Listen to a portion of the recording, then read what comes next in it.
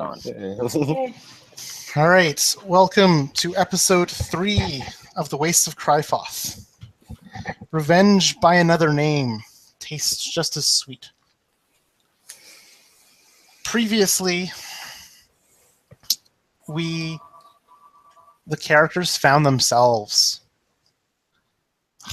bound by black webbing, dragged to the lair of one of the fiends that predates the Wastes. And they emerged victorious from their own captor, battered, bruised, scarred, bloodied, but alive. In their thirst and starvation, they trudged their way under the hot sun, across the sand, into a canyon where they found water. Water that was guarded by a small band of orcs that were just camping, resting after a feast, a fight.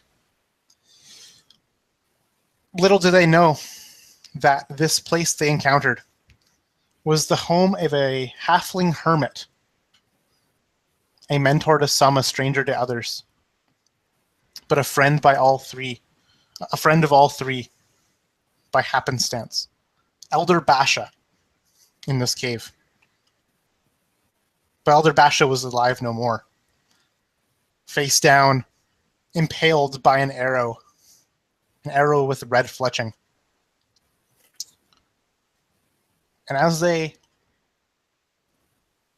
investigated his house, scavenged any supplies they could, there was an ambush of sorts. One from the inside and one from the out. And undead upon the blood of unwary victims, a bloodghast was lairing inside Elder Basha's home for reasons unknown. Red's old companion, B, was on the hunt for her. With her in tow, a hunter, a demonic spirit, a soul bound to servitude,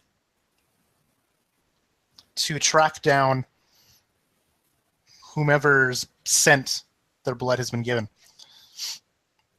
And this time it happened to be Red. But yet again, our 3 unfortunate souls here emerged victorious, slaying both this undead abomination and the hunter spirit that prowled outside. They left the tiefling alive, however. A tiefling who soon ended up revealing herself as the killer herself of Elder Basha. But not after she had already fled back out into the wastes. And so, with few supplies, a vengeance for their lost companion, Elder Basha, and a need for supplies by Varhelion himself, the 3 set off to the southeast to a place that Varhelion calls the Rebel Moot. But we don't start off here on their journey. We start off a little bit ways away, out of the way of prying eyes and ears. We see a tiefling with red garments. She's slouched, kind of sitting cross-legged over what looks to be a metallic basin. She has an ebony axe at her side, a black scar of a sword and flame brand near her neck, a blood-stained cloth around her hand. This basin is full of a deep red fluid, and from it a voice emanates. What of the page? I assume the hermit didn't prove to be an obstacle. The tiefling speaks up. No sign of the page, my lord. And what of the rats? She continues. Found her dead. Nothing but a corpse. No, my sweets. Try again. Tell me what of her. She's and her face contorts. She's struggling to hold back her words, but they spill out, almost as if it was against her will. She's headed southeast. I overheard them talk of the rubble moot. Now that's my girl. Well done. Come home, my little rat catcher. And in a puff of smoke, she vanishes. The basin clatters further into the sand, the blood spilling and soaking the earth. It's been 3 days for you three, traveling under the cover of night, sleeping by day, finding shelter, and traveling on the cooler sands. This way, hopefully, being able to stretch your water a little thinner. And you've done so, but you're nearly out of supplies. You've stretched out your rations. You're almost out of water. The elements themselves have been brutal. You've been plagued by sandstorms, horrible ash rain. And so, despite 3 days of travel, you've only recovered about 2 hit dice worth. Sorry, 2 hit dice.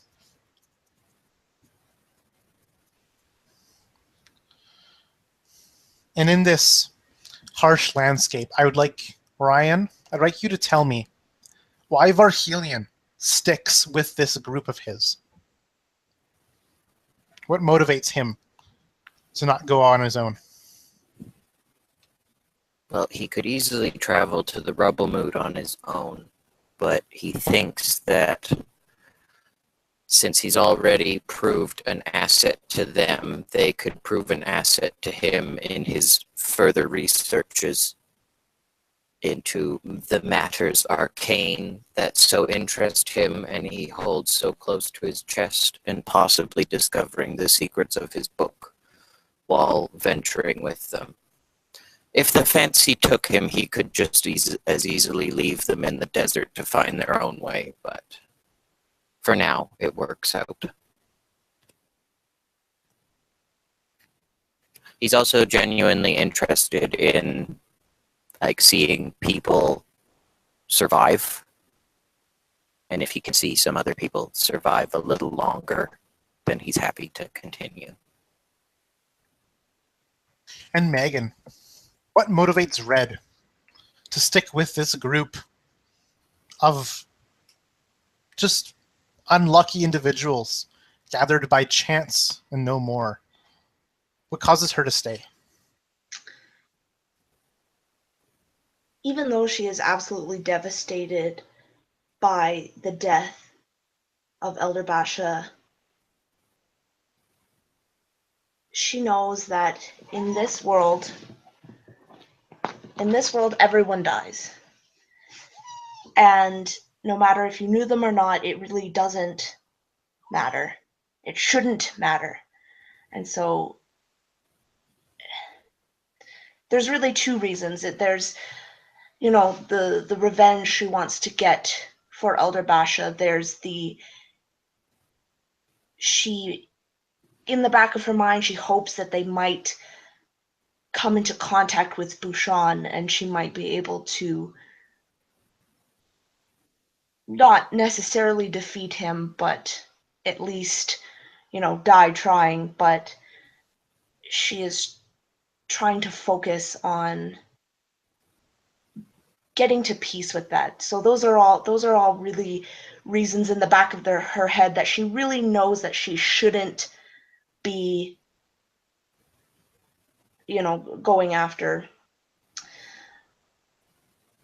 She has taken an interest in Xerxes, in the way that she sees him as what she might have been if she had left Elder Basha, and she sees possibly the potential that he could reach, inner peace. So without trying to, during these days of travel, she's trying to, as inobtrusively as possible,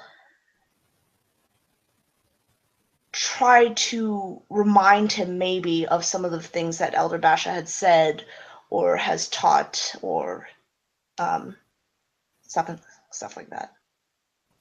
So that's why she's, for a selfish reason and for what she thinks is a unselfish giving reason to, live, to make the memory of Elder Basha live on.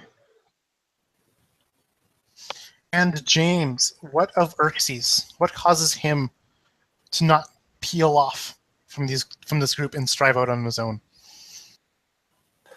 Well, before Xerxes got scooped away to this lair where he met both of his current companions, he had been wandering the wastelands for a long, long time, searching for some of these higher-up demon lords, some names in particular, in order to take them down and seek vengeance for past events. But he wasn't very successful, as Xerxes is very strong and able to survive, but he's not as good as tracking and finding direction and such. And upon meeting these two other comrades, he found they have a better sense of direction, knowing where places and objects are. So particularly, he feels like if he sticks with this group, there's a better chance of him running into some of these higher-up demon lords, so he can have his chance at killing them and seeking out his revenge. In addition, he also notices Red as the tiefling, and he feels that she might have a bit of an inside scoop as to where these demon lords and these fiends may be hiding. So he definitely wants to follow her in hopes that, again, he'll be led to some of these demons so he has a chance to rip their throat outs, essentially. Also, Red kind of does remind him, Xerxes, of the kind of composure and a bit of the personality of Master Basha, which he's kind of fond of, as it reminds him of his old friend. Whereas Varhelion possesses magic that reminds Xerxes of his childhood town, where there was also a mage that was able to use magic to extract water, which was very essential to the well-being of our entire village. And he knows how valuable that type of magic is, as it's very rare in this land. So he sees that as a great opportunity to be able to survive.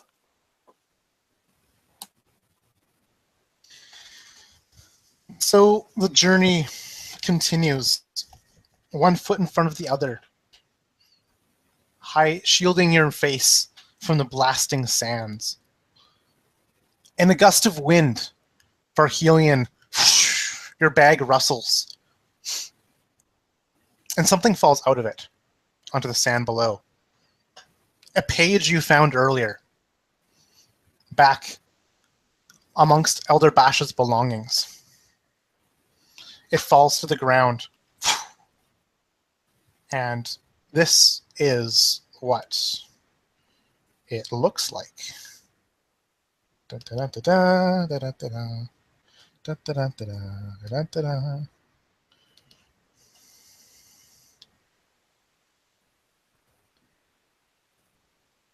Ryan, do you remember what number it was? No, No. not exactly. It was the one with the squiggly monster. And it hurt my head to look at. Yeah, I will. Wait, it's in our Facebook conversation, so I can just scroll back up. Boop, boop, boop, boop, boop. Totally was prepared, guys. Forward. Dang it. Facebook. So just there you go. I sent it. Okay, think. cool. Did I? Yeah, I did. There it is. If you want to rip it off of there. Yeah, it's here. So boom, boom, boom. Okay, I'm gonna max screen it. And then share screens.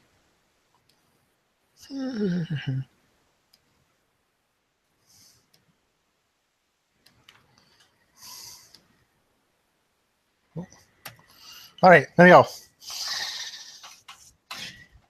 This page falls to the sands. Gross. What do you guys do? I'm gonna drop down and kind of pick it up pretty quickly and brush any sand off of it, and kind of move to put it back in my bag unless anyone confronts me about it. How Do you I- think Xerxes would have had the time to like see what was on the page, or does he just notice that something drops and Varhelion picks it up? It's up to you to decide, James.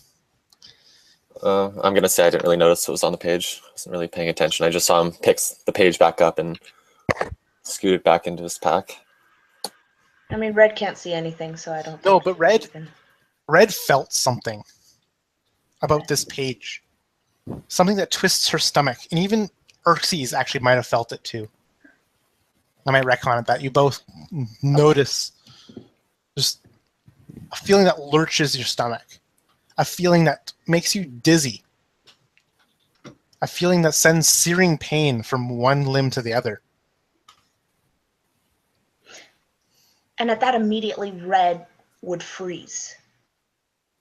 And you can see her kind of turning her head, sniffing the air, kind of leaning her head side to side just to see it, use her ears, just basically using any other sense beside her sight to see if she can notice anything that might have caused this. And she would just stop and, what was that? Did you feel that too? Oh, what are you talking about? Thought that was just one of my past wounds. Acting up again. No, it's something else, something powerful. Did anything happen just now? What was that page you just dropped, wizard? It was something I found amongst Elder Bash's things. Even I don't know what it is. I thought maybe at the Rubble Mood I might be able to find some tomes on the subject or some other writings in the same language to cross-reference. It's course you nothing weren't. really. Of course, you weren't going to share it with us, were you? Oh, I would have in time once I had figured out what it was and the proper course of action to do with it.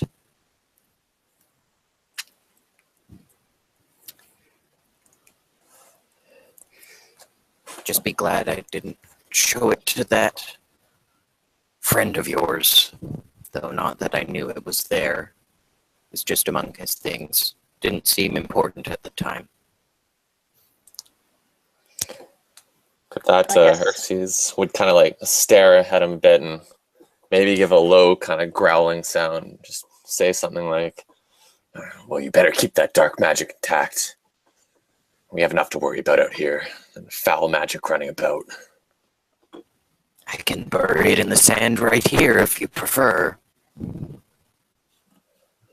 Do with it what you must, as long as it's not impacting me.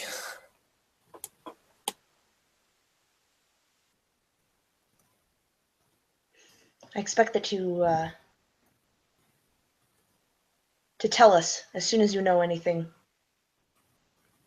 Oh, I will. And Red would just kind of shake her head and keep on moving, obviously feeling the residual effects of this page still coursing through her body. And I feel like in this dialogue, Xerxes, when you turn to talk to Varhelion, you notice his face is a little different, a little more wrinkled, his eyes a little more glazed over. Heck, you might even sort of a few hairs just fall out as he turned his head. And Varhelion, every day you spend out here in the sands, your limbs stiffen. Your hair comes out by the handfuls. How does that make you feel? It makes me sense my own mortality and be driven ever further to find those reagents I need to stave off death for as long as possible. Even if it means selling all that I own. Every scrap of knowledge. But just to be able to unset my spellbook. No one is touching that. But it definitely makes me sense my own mortality and the counting of days till my own demise. Already lived longer than any ash elf still living. I think Xerxes would keep kind of staring at Varhelion a bit after what Red said.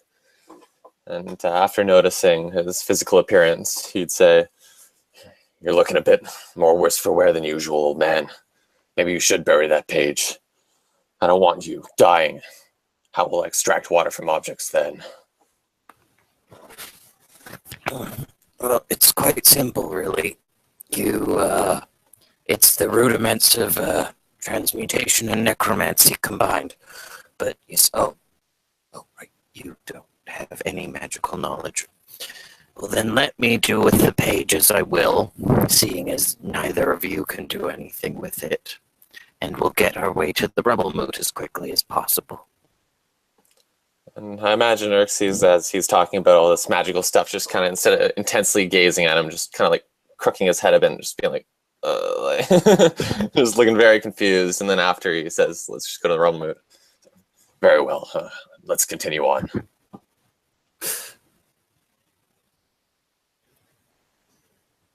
I mean, Sorry, go ahead. no, I mean, I would consult Red, except she's blind. Yeah, Red, how do I look? I mean, you could describe what was on the page. Yeah, I could do that, but I don't think we want to be sitting out in the middle of the night in the desert looking at a page in the dark and being like, yeah, this is what we need to do. No, let's get somewhere safe. Agreed. Yeah, let's continue on. And as a nice segue to someplace safe, the three of you, as you press on, hours pass. The night still ever dark, as there's no moon above to light your path. Only by the dim eyes of Varhelion are you able to follow him and forge a path. In the distance, there is what is the ruins of an old village that met its fate some time ago. James, can you invent a village, a brief history of it, and its demise for me, please? Sure. I kind of imagine this place is, it almost looks like what used to be a temple, but in ruins. I kind of picture these columns standing up, no roof or anything, just they're looking weathered and worn, maybe slabs of marble or concreted stone scattered throughout the sand. And this place used to be a space of worship where people used to worship gods and praise to them for well-being and a good harvest and such.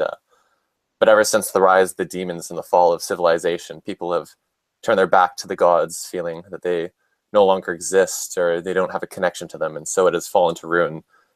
And it hasn't been upkept ever since. And so this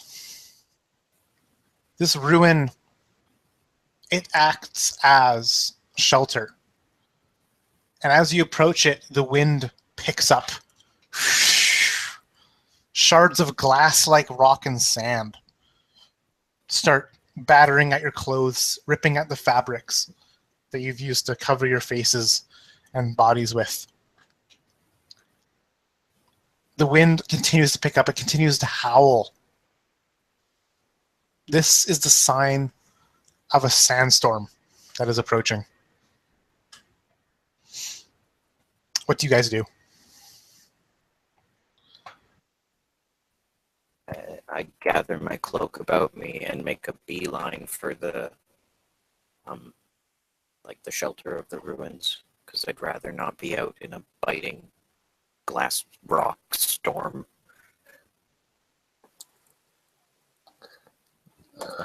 I think Xerxes would say, "Sandstorm's coming. We must find shelter."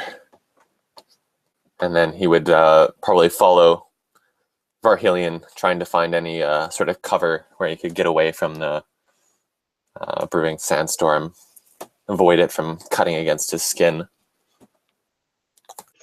I think Red usually uses her hearing to follow people, but because of the noise of the sandstorm, she heard Xerxes say that, and then his voice just cut out. And she can't hear anything. And so she tried to go in the direction that he's going in, but probably wanders in a somewhat opposite direction.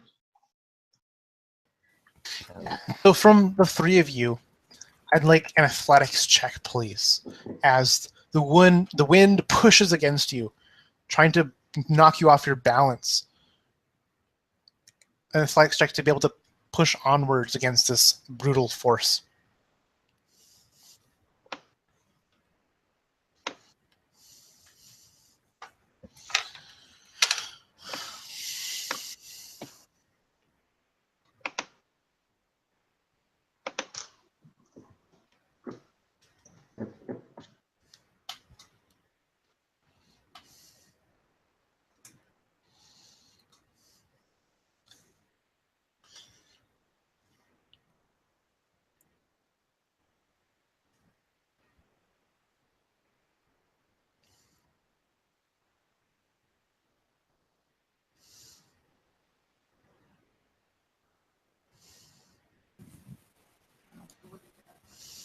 Yeah.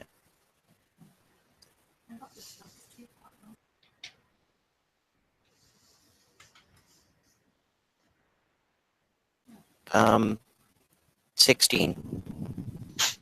So the three of you are able to keep your stride, staying at the edge of the sandstorm for now, not letting it overtake you. But the wind continues to buffet at your clothes, shredding your garments and your flesh. You each take 1 point of slashing damage from the sand. And as you continue, Red, you trip over a rock. So I'd like a dexterity save from you, please, Red.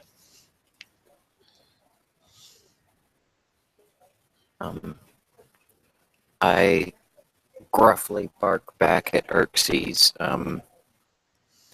Help her up. Bring her over. She can't see.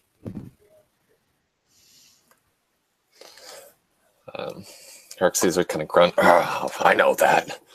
And then kind of like, he forgot about it. He's like, "Oh, of course I know." And then, which direction would Red be in? Is she like wandering like away from us because she didn't know which direction we were I don't going think in, I don't think exactly in the opposite direction, because she heard your voice, so she tried to follow it, but she can't hear where you guys are walking. So I feel like she's probably like wandered like a bit off, not too much, but definitely not in the right direction.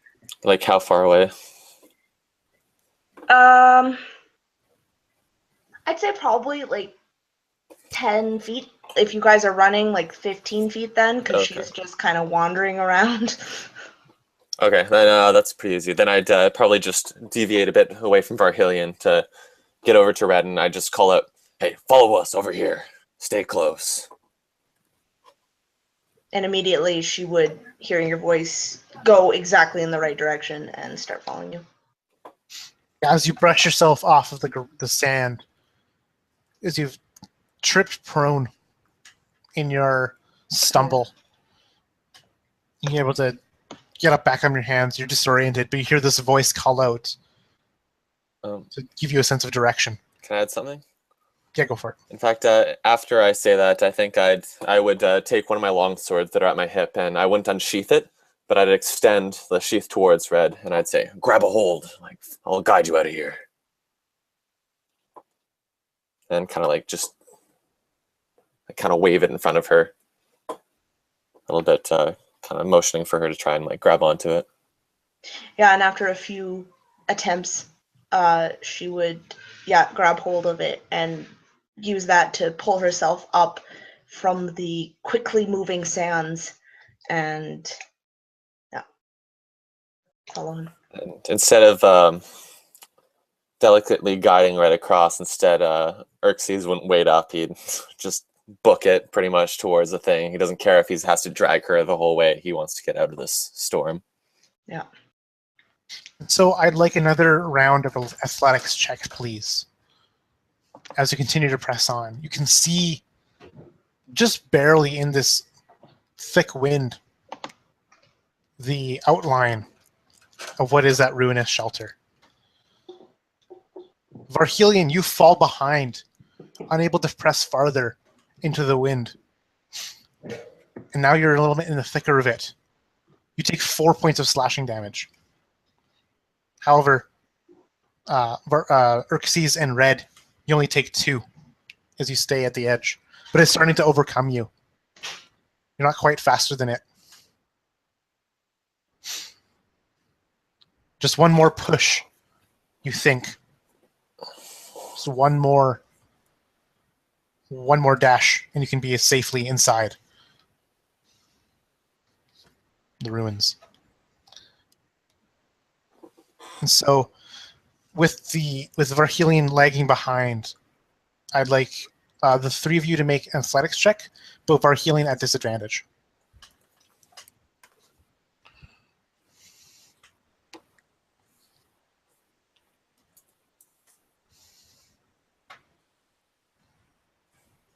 And so, Xerxes, you're the first to make it inside the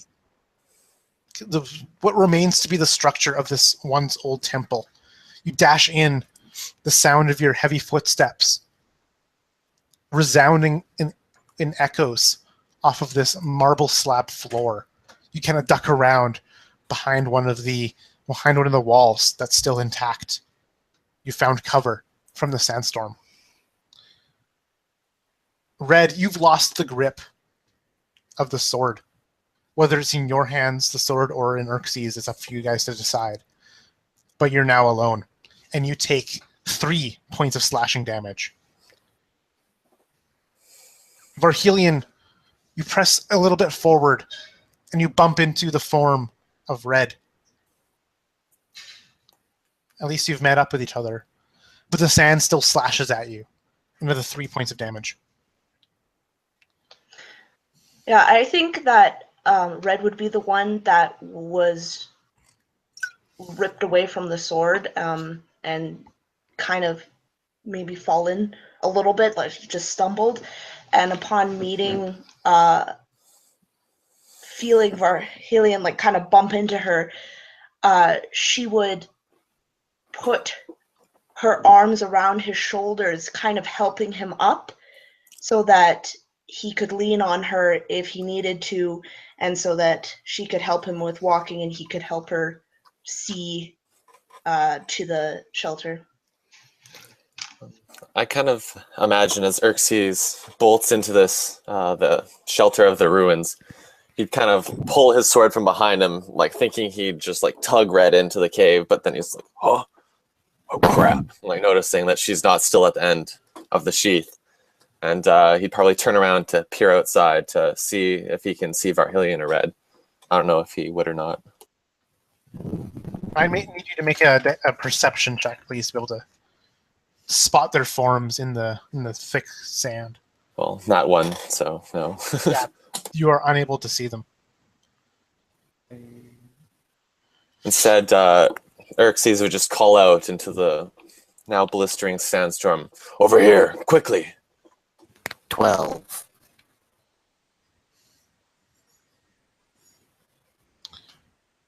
And so, Varhelion and Red, I think Red would notice this. You feel the sand beneath your feet stirring. Shit. The sand itself moves in a direction. You find yourself almost slipping if it weren't for the support the wind is giving you as it pushes against you. A long, slender leg of some insect creature pops out of the sand and tries to pull you under, Red.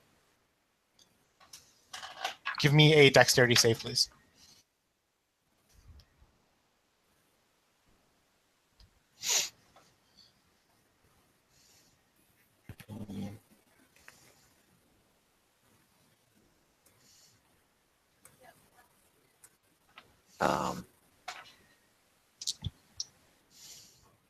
Me?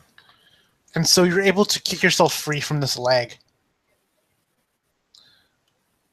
But Varhelion, I'd like you to make a dex save as well, please.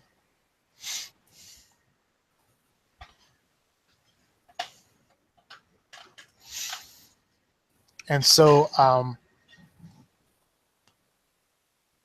you both feel these legs pop out one after the other, trying scratching at your legs, gripping you and pulling you under. But you're able to kick it free somehow. However, Bash it with my quarterstaff. yeah, and so I'd like initiative rolls from the two of you, please.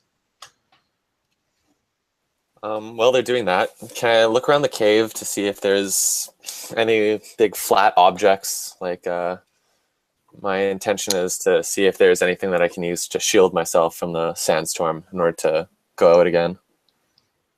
Any big flat rocks or, I don't know, any objects like that? Absolutely. In fact, the marble slabbing of the flooring that you're standing on, it's cracked. It's kind of popped up in places. Some parts are buried in sand. But if you were able to pull one out with a great feat of strength, that would be something you could use as a flat surface. But anything lighter than that would have been swept away long ago by some windstorm. Okay. The past. And so, Red, you feel the sand shifting beneath your feet. These legs, something grabbing at you, ripping at your cloths around your ankles. What do you do?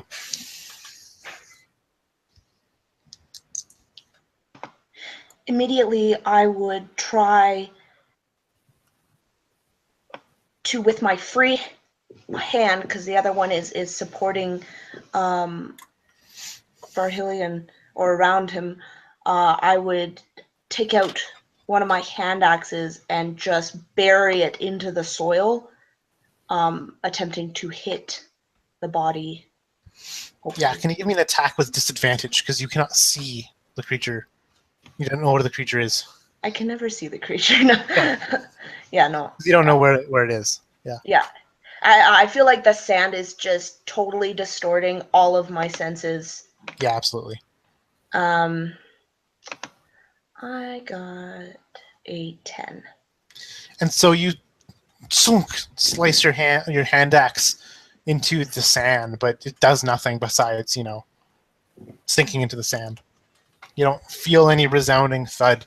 Just hit your hand axe into the sand. Yeah, and I'm going to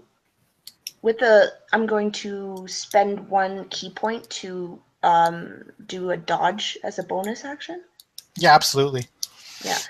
And so using your heightened senses, you try to get an awareness of wherever this creature might attack from next. Yeah, I'm trying to use these shifting sands more than the wind around me, trying to separate the two. And Varhelion, what would you like to do? Can I like sense if I'm trying to extract water from something? If I'm in the middle of a desert, would I be able to extract water from something even if I couldn't like directly see it because it is there? I would let you make a perception check just to try and Kind of sense feel for the moisture that may be lurking. Absolutely.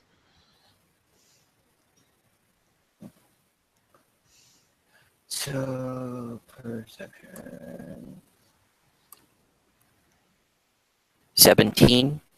Yeah, and so you're able to, as you extend this magic outwards, you're feeling for the presence of moisture, and you find it somewhere beneath your feet. It's a little bit further off than you thought it was. It's a few feet behind you. Extract water doesn't have any at higher levels casting. No. Okay. Well then, can we a Constitution saving throw? All right, it got a total of 3. So it takes.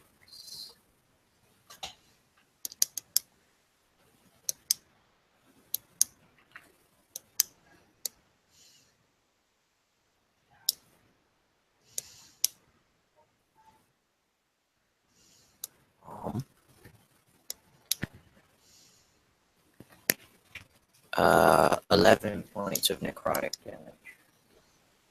Yeah. Water is sucked out of it. And so the It ground evaporates. around your feet thickens to mud as the water from this burrowing insect gets leached out into the sand around it. Xerxes, what would you like to do? I think at first Xerxes would gaze at this marble slab and contemplate trying to use it to go out and brave the storm, but he figures it'd kind of be useless. It's way too heavy to be able to like use effectively, and it doesn't carry enough space for him to actually create enough of a sheltered area. So I imagine him just kind of pacing up and down the ruins, waiting for his party members to join him, maybe occasionally like punching the wall in frustration because he doesn't like feeling like he can't go out there and control it or do something about it. He feels very useless standing in this cave just waiting for them. Occasionally he might call out, waiting an attempt to draw his companions over, but for now he'll just continue pacing and waiting like that. Red, the sands stir around your feet, and then they pause. And immediately, this 6-legged form with a carapace covering its back, these long horns, jumps out, pouncing out of the sands. But you felt it coming moments before it happened, and so you're able to sidestep out of the way as it lands right beside you with its 6 limbs. This creature, for those of you who can see, is jet black, covered in sand right now, a little bit caked with mud from its moisture it lost. It has these 6 limbs, insect limbs, and these 3 large horns on its head.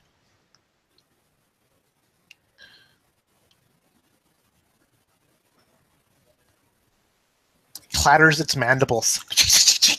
Something dripping from it, landing on the sand below, almost, and being carried away by the wind. The wind continues to howl and slash at the two of you. You each take 2 points of slashing damage. Can you let me know if at any point Xerxes notices the kerfuffle that's going on? Yeah, you can give me a perception check again. Okay.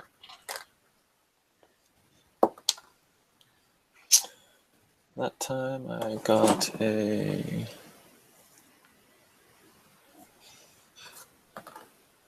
Oh, no, this one. 18. Yeah, and so I think that this large black form pouncing out of the sands closer to you on your side of this battle is what you noticed. Mm. And so, yeah, you see Red kind of just sidestep into view in this line of sight of yours. And this big beetle just scrambling out of the sands, clacking its mandibles. And we start off... Oh, sorry, go ahead. I think after actually noticing, like seeing Red there and then this huge kind of beetle beast, Xerxes would just mutter, "What the?" and shing, draws 2 long swords and just like charge in, like knowing this thing has to be taken out. Yeah, so I mean, with that, I'll get you to roll initiative to see where you act in this queue. Oh, 5. Okay. Red, you feel this beetle pop out right in front of you that you're able to dodge handily. What would you like to do? I'm going to try to hit this thing with both my my hand axe. Okay, go for it. Nat 20. Sweet. So that is just straight up double damage. Sorry, no, it's max damage plus a roll. That's what it was here. Oh yeah. So you roll your damage and then also add on max damage. So it would be whatever I roll plus 10? Yes. Okay.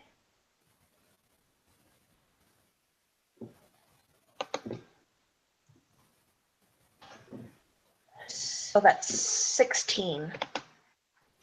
And you can go ahead and describe to me, Megan, how this sand beetle, this predatory sand beetle that burrows into the sand and hunts those who walk above, how you defeated this creature. So, as Red sidesteps from this beetle, she heard the sands moving in such a way that she knew this thing was going to come out, and she just sidesteps, and as this thing appears, she says, "Ah, there you are."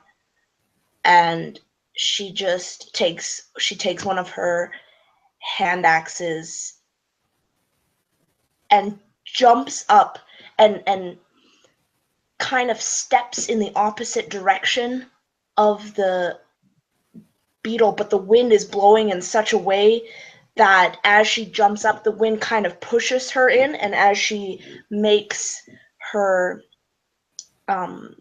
thrust with the hand axe and buries it into the head of this thing and drops to the ground. And there's a moment. And then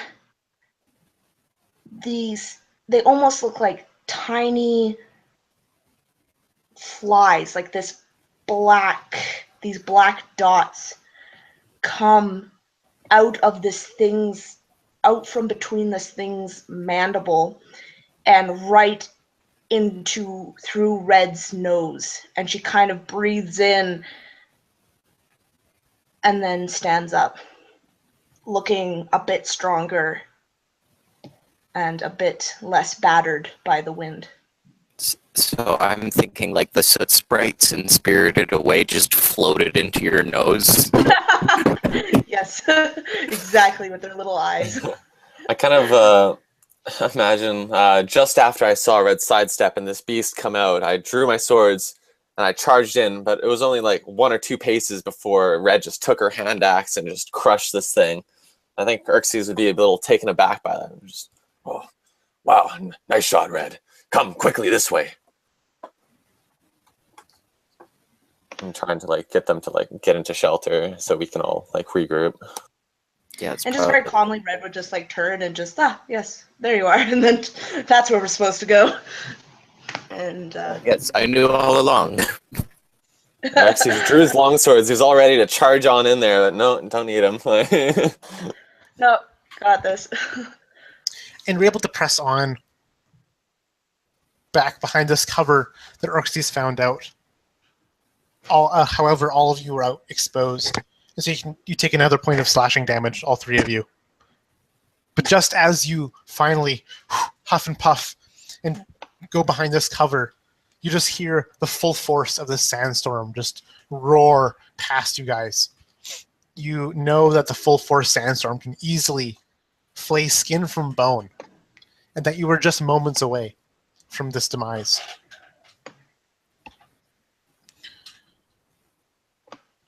So what would you like to do? I think Just wait right out? upon getting back into the cave, after seeing the sand just sort of rip by after we get by, Xerxes would say, "We're lucky.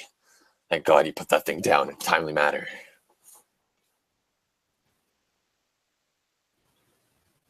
Yes, I suppose there's nothing else to do but wait.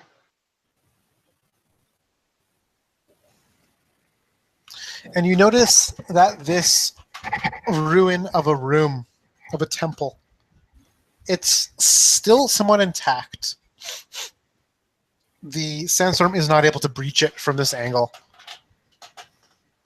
All four walls intact, plus its ceiling, albeit caved in certain spots, but locked in, or locked out. And there seems to be a passageway that continues on farther into the farther beyond the room you're in.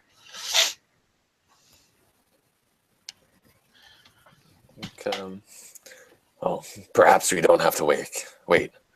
Varhelion, does this lead in the direction we have to go? What is that? Nature? Geography? Well, Or can I just ascertain whether whether we can actually get out of it? so this building you were able to see is most likely very much standalone. If it were to have some kind of passageway, it would have to be underground.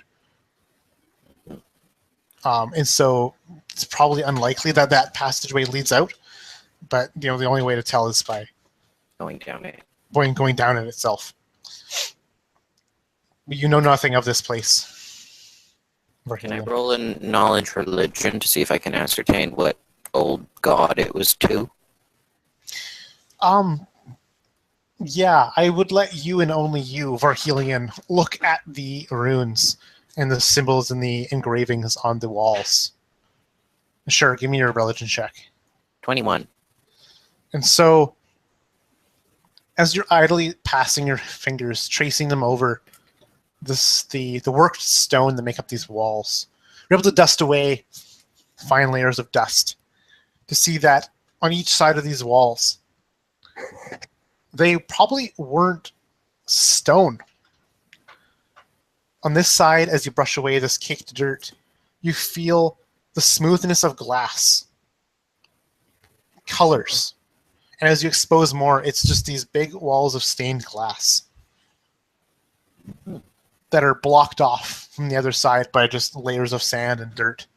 And so they do not let any light in. And these big walls of stained glass, these big windows, they're shaped in ways that show us scenes of pastoral life. Farmers in their fields, sheep on the hills. And that's all you can see. But you know that one of the 5 gods that was revered in the lands in the time before the cataclysm, the crisis. There's one that was whose domain was that of agriculture and of life and of the sun itself. She was known as the grandmother, the 5th of the 5 sisters. Yeah.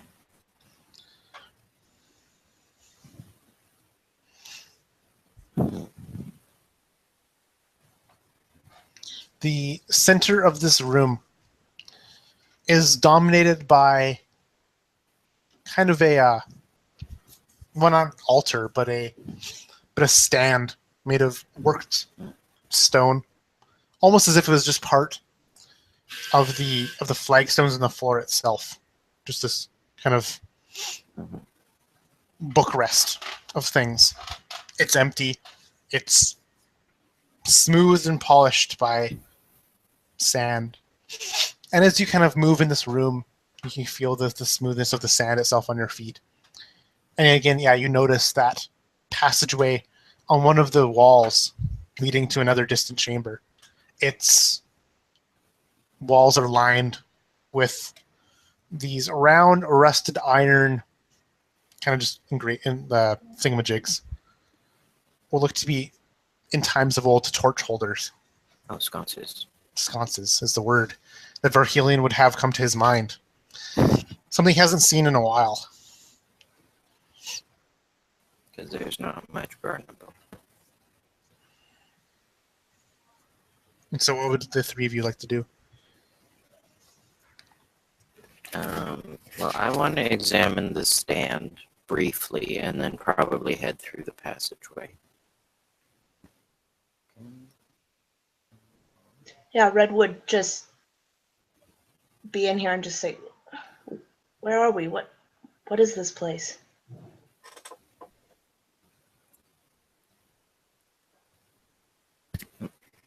Can't create light, really. Well, I'm gonna call up light onto the end of my staff and just kind of wave it around. Yeah, and so the area is illuminated by the dull orange light on the end of Varhelion's staff.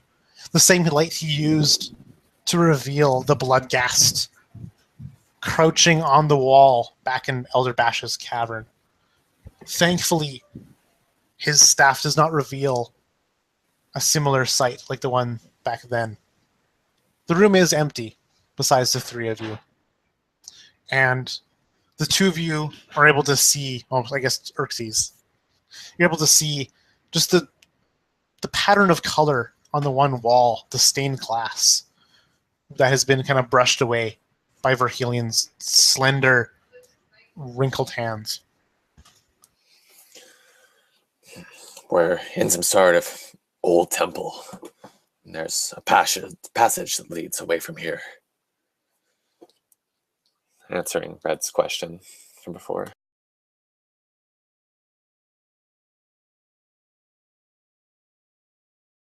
Well, we have some time before the storm passes. I say we might as well explore. Mm-hmm. Keep your eye out for hidden panels. I know that these old clerics and stuff used to keep scrolls and bits of trinket behind holes in the wall in case their temples ever got raided. Though that was rarer and rarer in the early days. Yeah, I will march confidently down the passageway with as much, as little kind of stiffness as my old frame can manage, while at the same time it really accentuates just how friggin' old Varhelion is as I kind of down the passageway. After giving this warning about possible traps or whatever that may be in the walls, Xerxes has no problem letting Varhelion kind of lead the way and go first, as he also has the light. So he cautiously looks down and would probably follow him, agreeing that I'm down to go search the passage. I don't want to get hit by a trap. 16. Yeah, the 16's on your perception or something, or? Yeah, just to make sure there's no traps. Yeah, so as you kind of cautiously, taking a step at a time, waving your staff out in front of you, illuminating the area. The passageway ends, 10, 15 feet down, flanked on each side by what would remain of wooden doors after a century of harsh elements. These rotten wooden frames, dried now. They've broken and splintered and petrified in places. They're barely closing off whatever rooms lie behind them. So there's a door on the left and a door on the right at the end of this hall.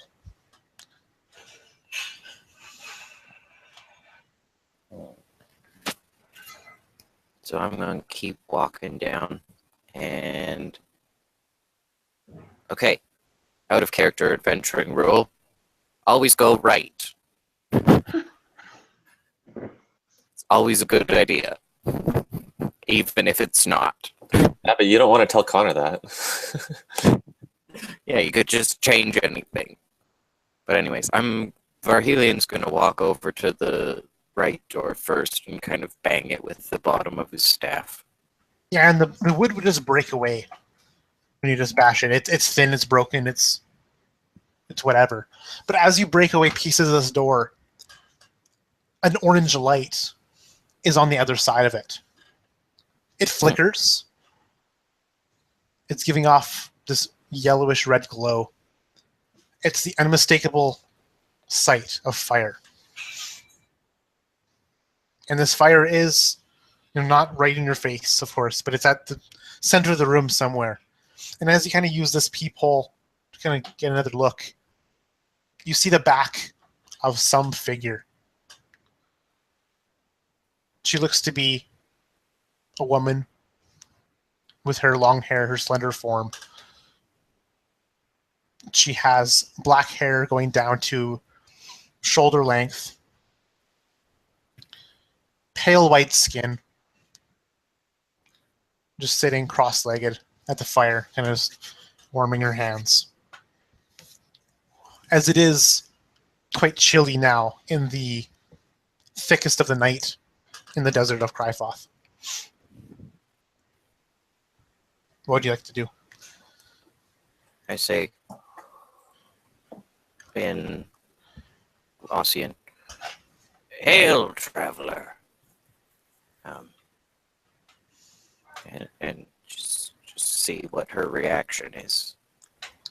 And immediately, she'd get up onto her feet, scramble for an axe that lay somewhere at her side. She turns around, showing this ugly, scarred face. These burn marks, these acid burn marks, these scabs, these slashes, almost as if they're still fresh, these slashes. These orange eyes, these piercing orange eyes.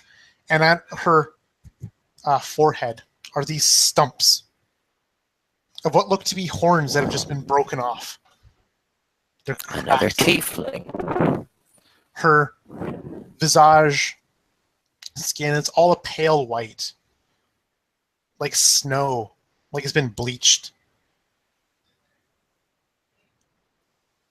And she holds out her axe in two hands. And as she does that, you can see her fingers. It looks as if they've been cut off at the first knuckle. These stumpy fingers. They're wrapped in these red bandages, these red linens just wrapped around each one, holding this axe. Who goes there? She cry out. What is it? Can I just intuit that she's a tiefling? Yeah, absolutely. Like red? Almost like eerily like red? Yeah, I mean, the chance of seeing many white-skinned tieflings is pretty rare. Oh, this one also has white skin. It's not Yeah, just pale white skin. What was the other one that we set free stupidly? Also white skinned? No. That was red skin. Okay. So this is the rare thing. I say, easy there. I put up my hands and kind of leave my quarterstaff in the crook of my elbow so that I'm just an old man come to take refuge from the storm with a couple of my companions. They're a little bit more intimidating than me, but really we're just travelers like you. Seems you've got some nasty wounds there. I'm And- a healer if you need any help, but I can understand any mistrust because we've just wandered in here into your sanctuary. And from the other side of this door, you hear the voice call it again. That voice. I've heard that voice before. And Megan, where is Red during this exchange?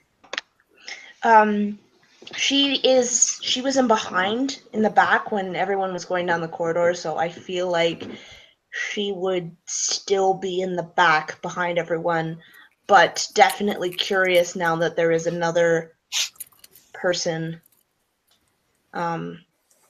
present, but definitely she'd probably be blocked by the other two. Yeah. But this is a voice that Red thought she'd never hear again. A voice that she recognizes. The voice of the person that Red had kissed on the cheek just a few days ago. What? And what would Red do? Ah, shit.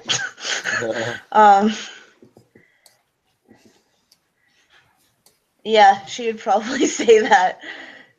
Ah, shit. And just maybe take out her katana or her longsword and just hold it at her side. How about Urxes? What's going on with him during this exchange between Varhelion and the person who lies on the other side of this door? I can imagine at first, since Varhelion was kind of in front of me, like kind of directly in front of me, bashing away at this door a bit. At first, Xerxes didn't really see who was there, and he was trying to peer over him and look at who this woman might be. But as soon as he actually sees that this is a tiefling, he would say, "Oh, not another one. This one's not getting away." And right away, he would kind of push Varhelion to the side a bit and just almost like charge into the door like at a fast walking pace. And normally, Xerxes would definitely draw his longsword and just go for the kill immediately. But since he sees this tiefling is white like Red is, and he knows that might relate to his perhaps abstinence from demon blood, or his doesn't quite go the same route as other tieflings. Instead, I'm just gonna try to like knock the hand axe like out of her hand and maybe like give her a kick or something. Yeah, and immediately as you kind of burst through the door, shoving Varhelion out of the way, her kind of gaze just kind of drops and goes, "Oh, you again." And we're gonna take a 10-minute break here. So I know her. She knows you. All right. Dun, dun, dun. Okay, you go to the washroom.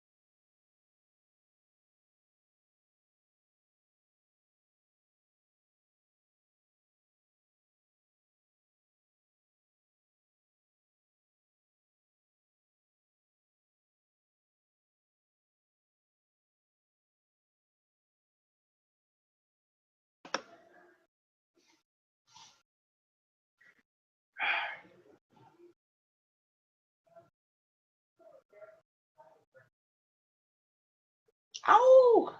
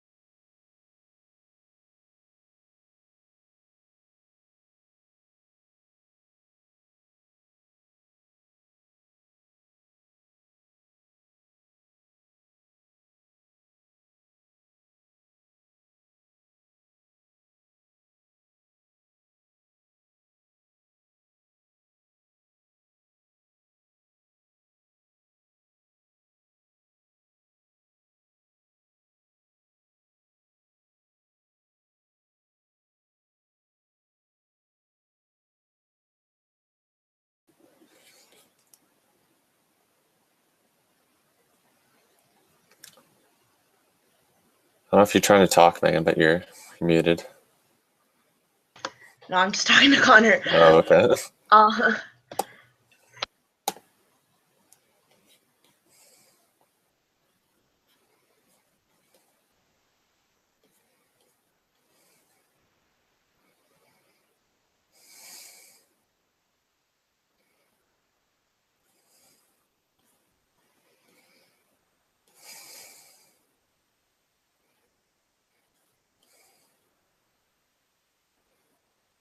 wait, So are you excited about this campaign, the session so far?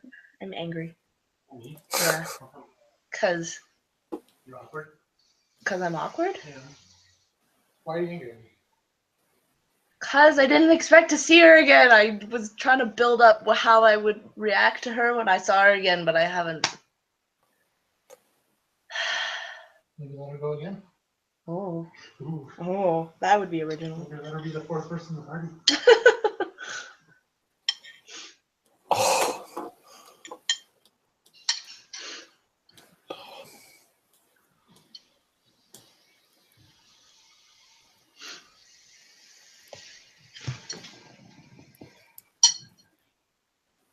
Come here, kitty.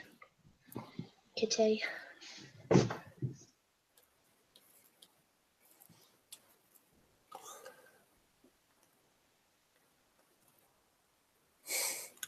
Oh, they're trying to murder me now. It's trying to. Biting. Pouncing. And he's like such a little murderer. I hope Brian reconnects. I don't know why he disconnected. His computer randomly restarted. Oh. All That's perfect weird. timing though. Yeah, I Ow! guess Yeah. at least if it's going to restart at the break is a good idea. That's what I told him. Like, yeah, you got 2 minutes. Don't worry about it. Mm.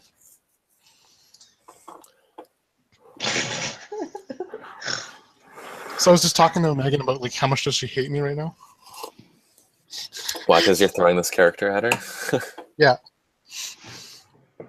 Wait, you like kissed her while we were like traveling, like in the last 2 remember days? at the end when I let her go? Oh, it's her. It's B or whatever. Yeah. I thought you said that tiefling had red skin though, and this one has white skin. There's obviously Oh.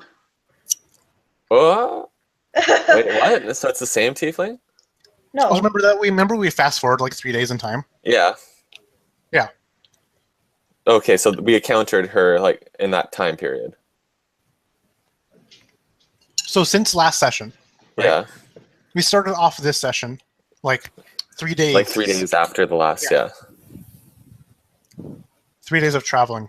I just skip that part because that's the boring part. Wait, so Yeah. are there 2 tieflings or just one? Just one. So her Oh, skin's been bleached from like losing demonic favor or whatever. Wait, I still don't understand. So it is the same tiefling we saw last session. Yes. Oh, okay. Okay. Now just Saul's face and Saul's fingers. Yeah. So no horns, no fingers, Oh, okay. I see. no red in her skin. Oh, I see. Okay. Ooh, okay. we're getting so violent. Stop.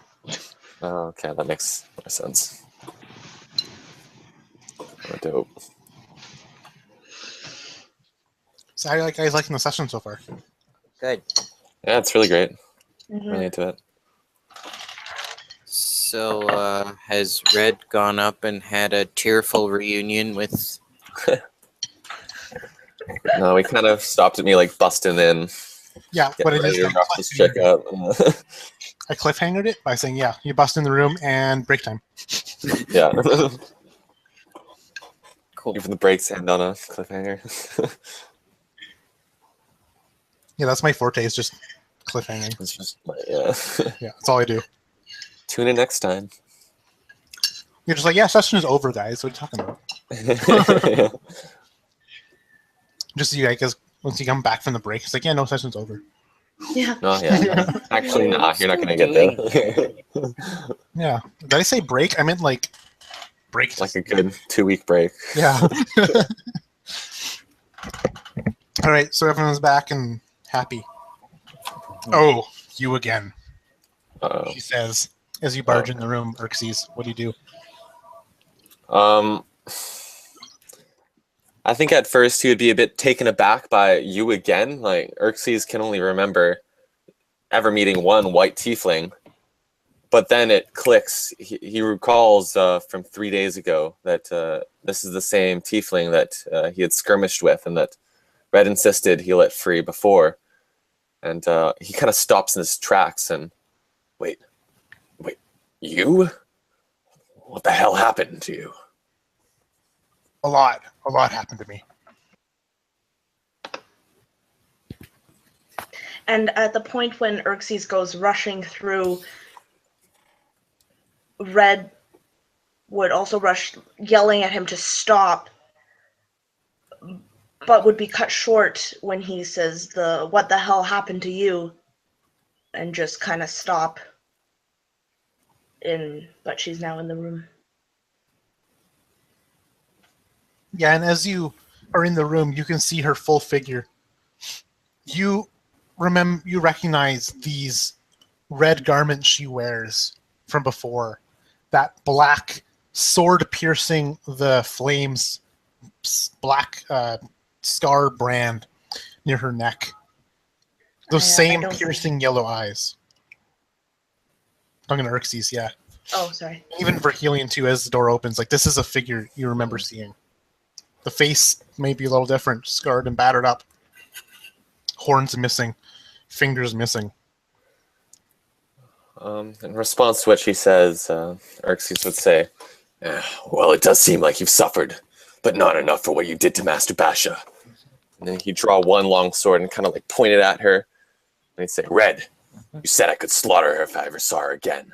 And I intend to make good on that promise. I kind of just put my hand out a second because I'm still in front. And I'm like, well, if you look at her face, I don't think she's gonna put up much of a fight. Especially with those wounds, so I'd hold off on that meat shit. I'm not looking for a fight, only revenge. What's going on? Well, What happened? She's a bit lacking in the face and fingers department, dear.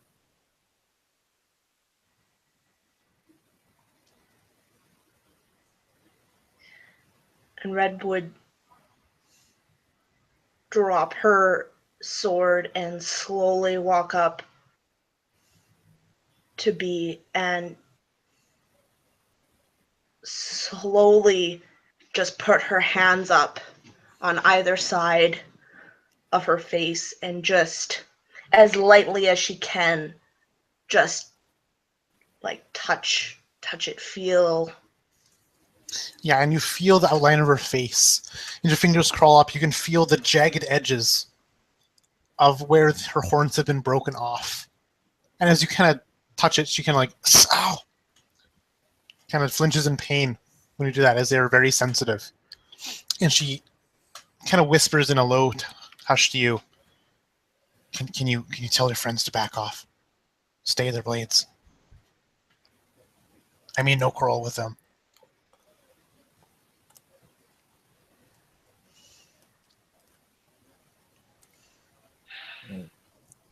And if you could see Xerxes' face under his helmet as Red approaches, you would be able to see him frowning, like really discontent with what's going on with this friendly approach that Red's given her. Just, yes, very upset. And maybe his sword even like shaking with anger as he stares at them. But he holds his ground for now. I am so sorry. But I made them a promise, and I made a promise to you, and you understand that. All I can give you is time. Just a little bit more, but... No, please, no. Get out of the way, Red. Not after what they did. You know what's done to them, to us, to me. When a rat's out. When they catch the rat. Just hear Xerxes like in the background. I mean, they gave me the best. They gave me the best fate.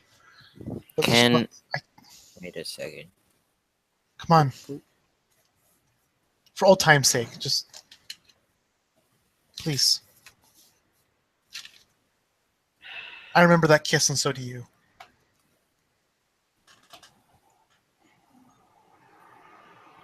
You did not show me mercy when you were told to hunt me. I feel as though we are in the same situation. And so, how do you expect me to treat you any differently than you have treated? You know, I can't betray an order. Even then, look at what happened to me. And that is why I am gracing you with time. Time to redeem yourself. But that is all. Have I not shown you? Have I not shown you that I am redeemed? Come on, I was gonna lie for you. I did lie for you. Look what happened when I lied. You did not. You attempted to, but failed. And now Red is getting irritated. Come on, can't we go back? Can't we go back to how it was? Just you and me. Running those gutters. Hunting those rats. For fun. Come on. You and me, the two rat catchers. Don't you remember? Yes, but I have changed and so have you. Well, maybe you haven't, and maybe that's the problem. Like I said, I can only give you time. Time to tell us as much as you can about why Elder Basha was a target, about Bouchon's plans. Redeem yourself, and then take an honorable death. That is all I can do for you, and that is what I can do for you given our history. And if I don't agree, I'm guessing that guy, that cow over there, I'm guessing he's going to cut me down. And I'll make it real slow. It's your choice. Okay, well, what do you want to know? She kind of like just throws her axe to the side. It just, the ebony just clatters, sparking as it hits the stone floor and slumps against the wall. What do you want to know? Why did Bouchon send out a hit for Elder Basha? But that old hermit, Yes. he had something that Bouchon wanted. It was some kind of page. I don't know. I don't even know what it was. I was told to go in, get the page, and if anyone got in my way, to put an arrow in them. And also, there's a bounty on you, Red. You So know, he knows as a I'm alive. rat, as a rat that fled. Well, obviously he knows I'm alive. So I was also searching for you, and when I learned that you and Elder Basha were bunking together, that's the name of the hermit, right? Basha? Yes. Yeah. I mean, two birds with one stone, right? You know, maybe get a little more, maybe get a few more drops during the next feasting. Oh God, she kind of just rubs her lips as she says that. The next feasting. I miss it so much. I know. Just focus It on your hurts. breathing for now. It hurts. Just focus. And I she think- would kind of... Oh, sorry. Okay. I think after like the mention of like information that she's actually divulging this, Xerxes would put his sword away and step forth and kind of butt in like, "Do you know the whereabouts of a demon named Razul?" Razul? Yeah. Yeah, I've heard of him. Tell me, where does he dwell? I mean, did dwell. You mean, is he dead? Well, so yeah, for a cow like you, yeah, I think that's all you can understand. Is that Razul's dead? You know, when you step out of line. That's the nicest fate that can fall upon someone of such a high command. At least his power is being used to a better purpose. I don't like your wording, pseudo-fiend. Tell me, is there still a body that I can stick my blade through? I don't think you understand, Cal. There's no body. Not when he's been absorbed. Absorbed? Absorbed into what? Into who? You know, like when you cows take your food and you put it in your mouth. Like me, as a rat catcher, I take food and put it in my mouth. We absorb it. Likewise do with fiends. Well, who has absorbed Razul? Someone higher up. Obviously. Damn, and I thought tracking him would be hard enough. I mean, if you want to find whoever absorbed Razul, he's up commanding legions back up in Cleaver, if you want to meet him. Cleaver. That's one of the biggest strongholds. I don't think a cow like you would get very far in there. Well, we'll just see. Do you have any more questions before I slit her throat? What about Bouchon's project? How far has that come? Well, everything's been good so far. There's been hiccups here and there. The cows like to get out.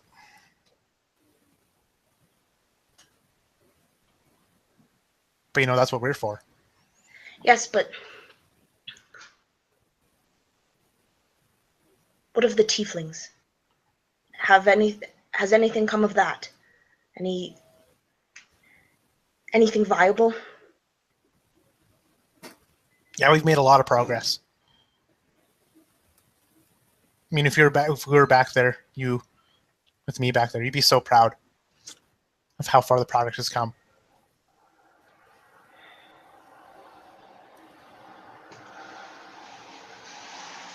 has... You know the best part? Mm. No one else suspects a thing. No, I know. I know. Wait, what is this project? What does she speak of, Red?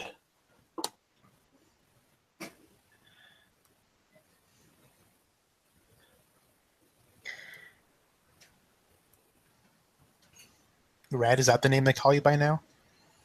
How original. That is my reborn name, yes. The name I I took. mean, it's kind of a mouthful for them to call you Ratcatcher all the time, wouldn't it? Yes. That's why I chose B. I mean, it's no longer suiting for me. Don't have my horns anymore. You can thank Bouchon for that. At least you got out unscathed. Man, I'm so jealous. Don't be. I've had my trials too. But we are both free now, and that is all that matters. Free to die. Isn't that what we are when we're free? I'd like to leave these. She kind of looks around. These dusty halls. In one piece, thank you. Well, you and I both know that's not going to happen. And I'm sorry, but you have been very helpful. Thank you. And I will do everything I can to avenge your death with Bouchon, because he is the one that killed you, not us, and you know that. He let me live. Did he? I thought so. Until you three came barging in my door. You think you would have survived one night I've already without survived any... 3. Well, But you're right. I miss it. I don't know how you do it. I don't know how you do it. How do you stay so white? I've overcome my worst temptation. I have surpassed it, and with the help of the one that you killed, I was able to live on. But you, I suspect, would probably be dead within the week already. Well, I'd like to give my life another chance, thanks. And with that, in her stubby fingers, she starts to channel some kind of magic. She starts muttering arcane words. And I let you guys interrupt me whenever you wish. But as she does so, she kind of casts her hands in a wide arc. And from it would spray this scorching fire, engulfing all 3 of you. Wait, how does counterspell work? Oh, Counterspell is like a 3rd level spell. No, that you but you can't counterspell by matching spell to spell? yeah, you can. You use it when someone casts a spell, and it. So the negates spell it. counterspell counters a spell. Yeah. And that's So the magic. there's It's a higher level of magic. There's not the same system there was in 3.5 where if someone was casting Fireball, you could make an Arcana check, and if you had Fireball prepared, cast Fireball. No. If anything, it would be more like you casting a spell that would like negate the effect, like a shield spell or something. Is she able to cast this spell very quick? Like if I saw her It's starting pretty to. damn quick. Yeah. Okay, like I wouldn't be able to react in time. Okay. Well, especially with your swords put away. Would I Yeah. be able to? Because my... Stop. Sorry. Because if I had the chance, I'd want to make a move. But if she's too quick and I'm already enveloped by flame, oh well. Yeah. So I think that between the 3 of you, But You I would get be able one- to make it... you get one action, and you guys get to vote amongst yourselves at a game who gets that one action. before this Can I? happens. Because Xerxes is just waiting for the chance to make Chop a move. this bitch's hands Yeah. off. Yeah. Well, no, you had your swords out, right? You didn't No, have I them put put it- away. I took one out and Oh, threatened her. Then, as soon as you start asking questions, I put it away, stepped forward, and asked a question myself. But Right, no, yeah. I totally think you'd be the one to... yeah, Yeah, Yeah. you probably still had your hand like on your sword, and you could I was just draw definitely it just up into the waiting for arc. Rhett to just move enough for me to make a move or to like give me the okay. But so can I make my action? Yeah, you can make your one attack here. Okay. Aim for her hands. No, as soon as I see B starting to weave this magic, I imagine Xerxes kind of taking a step behind him and making a spinning strike, kind of just like that. And as he spins, he draws both of his swords out, and in like spinning motion, just swipes both right at her neck, and attempts to lop her head off. I've got a weird thing going on right now. Just give me a sec. I can mute him.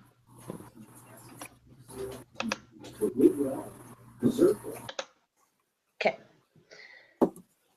Yeah, so So what I can I- caught of that is that as you're spinning, you pull your swords into a tornado spin. Yeah, exactly. Like as Okay. I'm spinning, I draw them and slash, slash. Like, Yeah, give me your attack roll, please. oh, crit Yes. on the first one. So let's do my damage roll.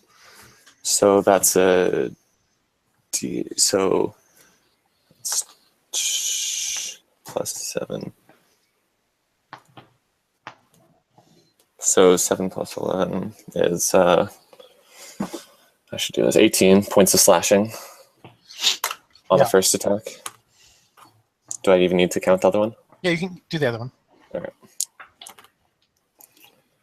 And the second attack roll is a 17. It's also a hit. And that one hits for 8 points of slashing damage. All right. So as you cut 2 deep gashes into her side, fire sprays from her hands as she goes, ah, in pain. The 3 of you, a dex save, please. And I kind of imagine as I'm like spinning and I'm aiming for her neck, but she's kind of like waving this magic, and I end up just kind of like slicing her across here, perhaps. Putting 2 Yeah, you got deep really wounds deep wounds. there. Dex save? Yeah, dex save from all 3 of you, please.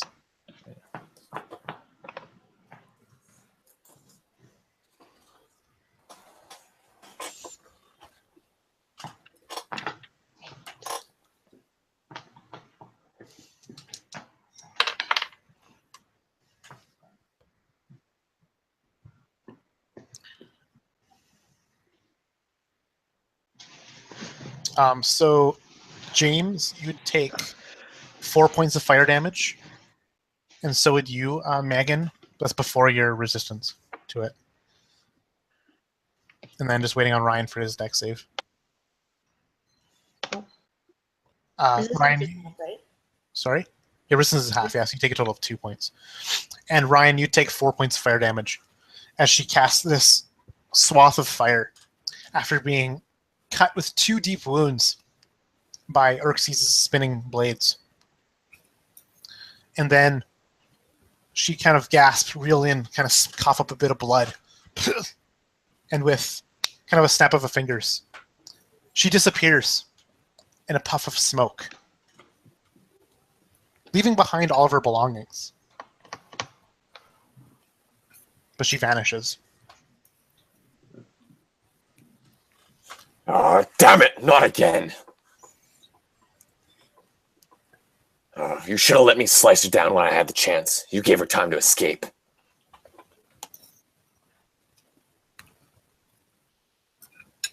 I trusted that she would take the honorable death, I guess.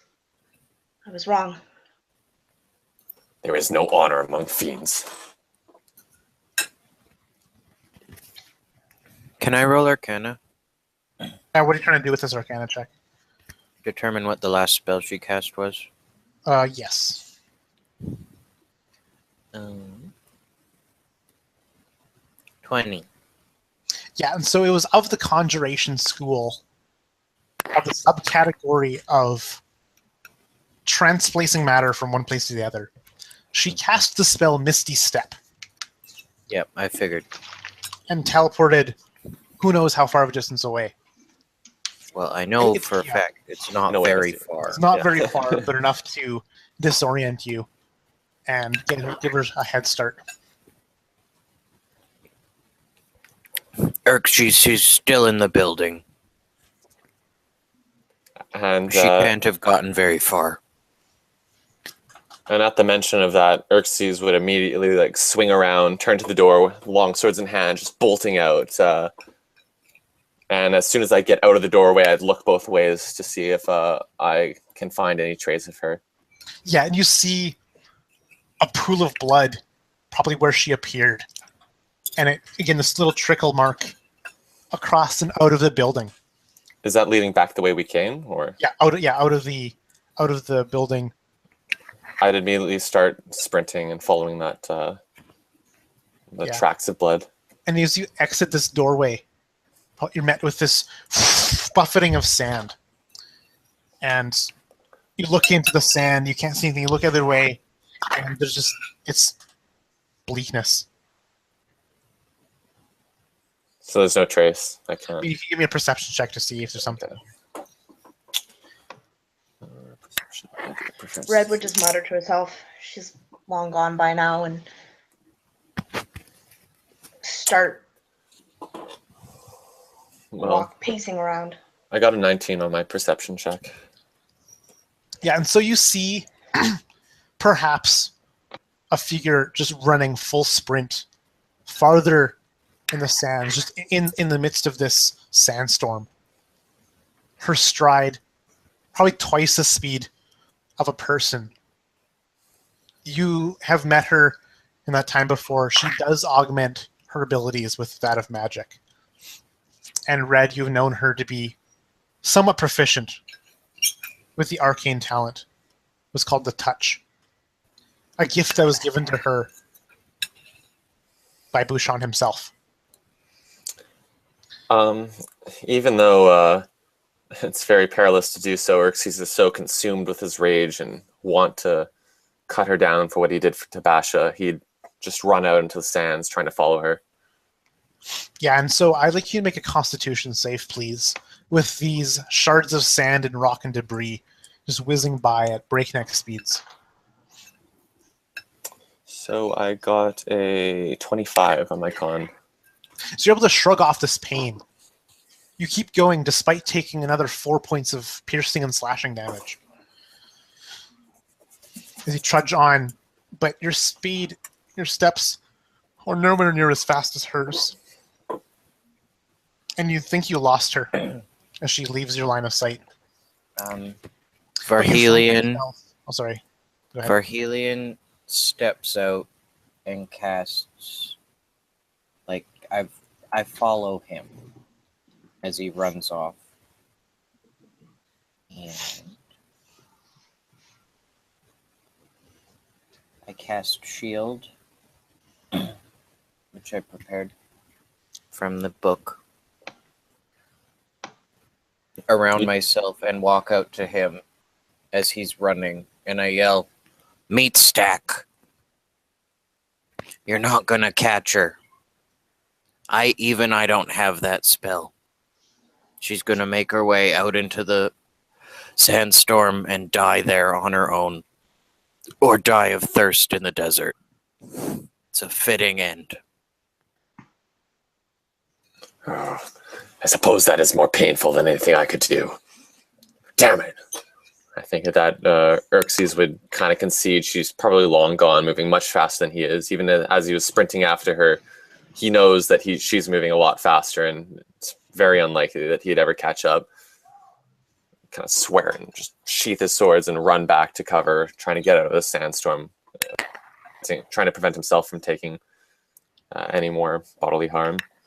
Yeah, and so you're pushing against the wind here. An athletics check, please, would be nice. But Varhelion, your conjured ward is stopping the sand and is kind of just flying off like as if it was an umbrella or a windshield just on either side of you. You're able to prevent any damage dealt to you. And So yeah, on my athletics check, I got a 7. Yeah, and so you're not able to make it up quickly. You're pushed back by this buffeting sand, and you take the full 5 points of piercing damage. Okay, and But you're at able to that- make it up to Varhelion. okay, Yeah. that's fine. Basically, if you had passed, you would have taken much less damage. Yeah. But yeah, you're safely behind this ward he's conjuring up. This just shimmering light, just distorting the sandstorm and diverting it around you, as you kind of usher back into the building. Yeah, while they're doing this, I think Red at this point, while pacing, would run into her stuff that she left, and Yeah, absolutely. would start going through it. Yeah, and so Megan, you had Red give something to be last session, a token to give to Bouchon to prove that you're dead. And you find this item, it catches your eye. What is it? Catches your non-existent eyes. It catches your fingers. I forget what I gave her.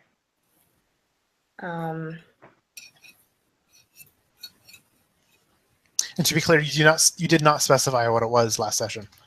Oh, didn't I not? Okay, No. good. So, it would have been this shard of obsidian that was warm to the touch that Red would have kept on her since her, like, from her first kill. This thing had it on. One of the rats had it on them, and she found it just very peculiar, and so she would wrap it around a piece of rope, like string, and tie it around her neck as kind of like a good luck symbol, and that is what she would have given to B. Yeah, and you find that belonging, that just familiar warmth and the smoothness of the obsidian. You feel it. It almost like cuts your finger, the sharpness of one of its edges. And as well, amongst her belongings, you find a water skin that's half full of water. So, like, half a gallon. You find scrapings of food. It could maybe last you a day. You find her ebony war axe, this finely crafted weapon that's been sharpened to a honed edge and imbued with the power of hellfire itself. And you find in her bag something that's kind of covered in dust. Looks like it's been scraped away. It's scratched. It looks like a piece of a statue. As you look at it, it's like a stone finger, outstretched, kind of broken off here.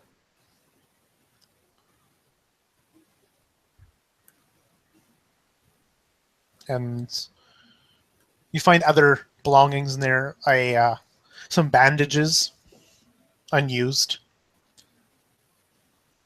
Probably about another 3 uses of a healer's kit in there. And you find her quiver of 12 arrows. Well, 9 now. There's 3 that has been used. 9 arrows in her quiver, along with her longbow. Again, finely crafted from the armories of Cleaver. Are all of us back in this room, or I imagine, we went back to she's okay, rummaging through stuff, yeah. I'd imagine like I would wander back too, and I think Xerxes' eyes would immediately go to this. It's a war axe. Axe, he said. And he'd size that up and.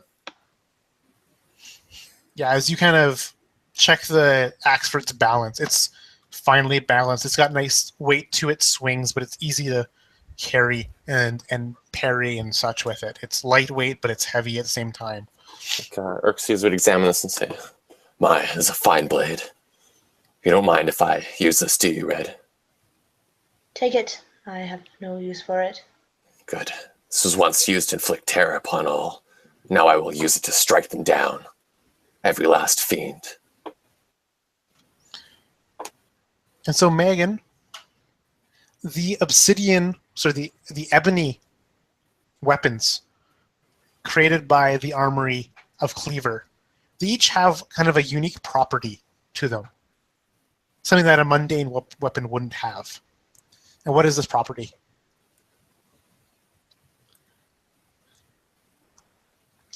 Make it good. It kills anyone that touches. Yeah. Yeah. I pointed at someone, they just explode in a burst of blood.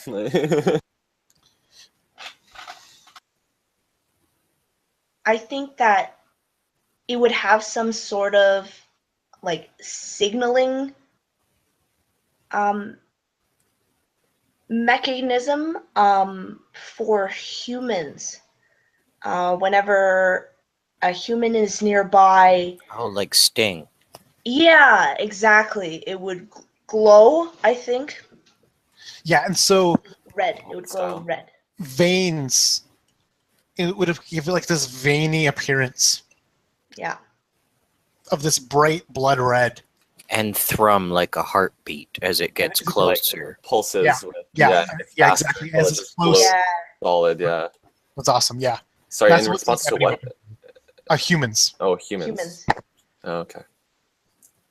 So as long as you hold it just yeah, kind of keeps in time with your heartbeat. Yeah, I like that actually. Yeah. Mm-hmm.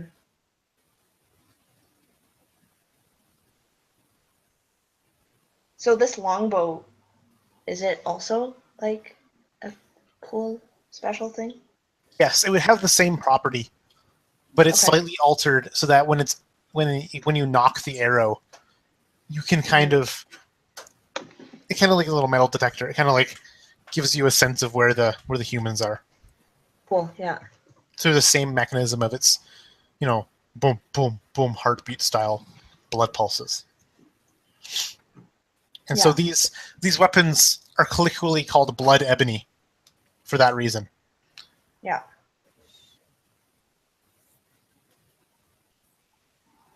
For future reference, what would be the damage of this?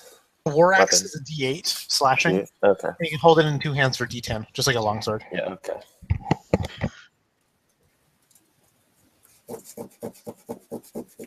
Am I allowed to still keep my long sword in my inventory, or? Yeah. Yeah, okay, I'll keep it. Oh, also, and because it's a blood ebony, it does an extra D8 damage if it's used to strike a human. Okay.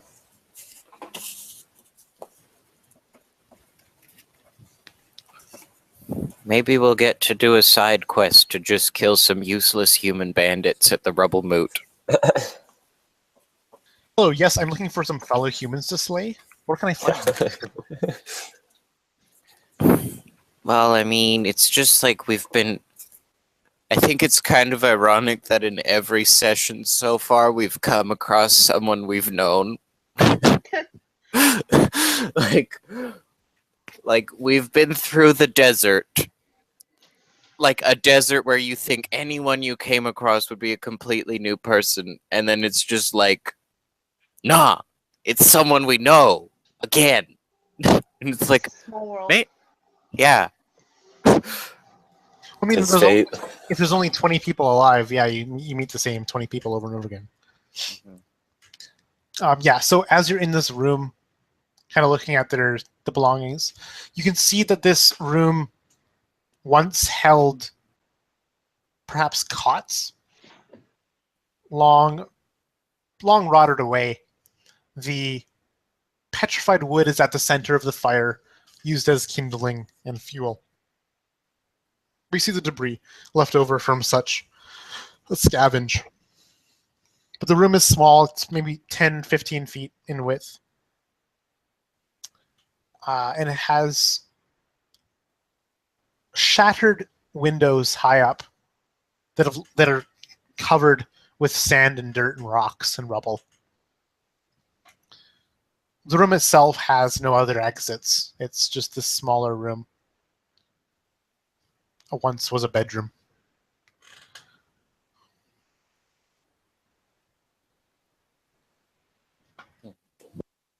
Well, while we're here, we might as well rest up and wait for the storm to pass.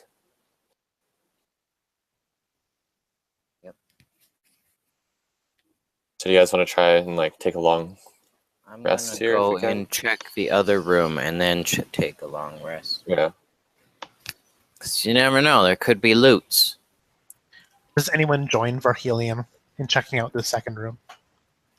No, I think after that, Xerxes is kind of pissed. I imagine just kicking one of B's belongings and just flopping down on one of these cots and just thinking about the events that occurred and rewinding them over and over again in his mind. How could he have swindled it so he could have actually killed this tiefling? And Red would position herself and set all the belongings of bees in front of her in a little pile and begin the process of a tiefling burial vigil. So I think in total she would only take a short rest. If anything, she would begin piling dirt handful by handful on top of her belongings, as is custom, while muttering ancient prayers that she doesn't even understand over and over again. Just whispering. And, while we're here, I'm going to use one of those healing kits to spend some hit die too. Yeah, go for it. And so Varhelion, as you're abandoned by your comrades, as you check out this second room, the door is just as brittle as the first one was. And whether it's the heel of your quarterstaff or just a solid nudge with your frail body, you're able to get it open easily. A draft of stale air meets your nose. The smell of refuse and just general been lived in kind of smell. As you open the room, in the dim light of your staff reveals it's a super small closet-sized area, maybe 5 by 5 feet in size. The floor is covered in what looks to be at first a rug. But as you kind of take a step in or wave your staff, the rug moves. It's actually just a swarm of small pale white insects. Yeah. And as they kind of scurry away from your light source, you reveal that they've been munching on some fabric that's been dropped to the ground and ripped and shredded. There is a small altar at the far end of this small closeted room with a statue, very small bust of a statue of the goddess of harvest and agriculture of long ago. And you can see the unmistakable glint of metallic coins in a small little cup to its right. You imagine this may have been a worship room of a time long ago. But the room is barren itself. Can I look down at the fabric? Yeah, and when you do so, you kind of have to get the beetles off It's moth-eaten, holes everywhere, threadbare. You can see the faded colors, maybe even, but it's in such disrepair that you can't really make out what it once had on it. I don't really care what it once was. Can I rip it up into like bandages and things Oh, absolutely. to add to my healer's kit? Absolutely, you could. But it might not be the most sanitary, but yeah, you can totally do that. I'll boil it in some water. Yeah. And so to salvage it, you can kind of pick it up and just shake off the beetles. And they kind of scurry away into the small cracks that have opened up in the passage of time. Yeah, you're probably able to scavenge maybe 2 or 3 bandages off of it. Mm-hmm. And then I'm going to go over to the...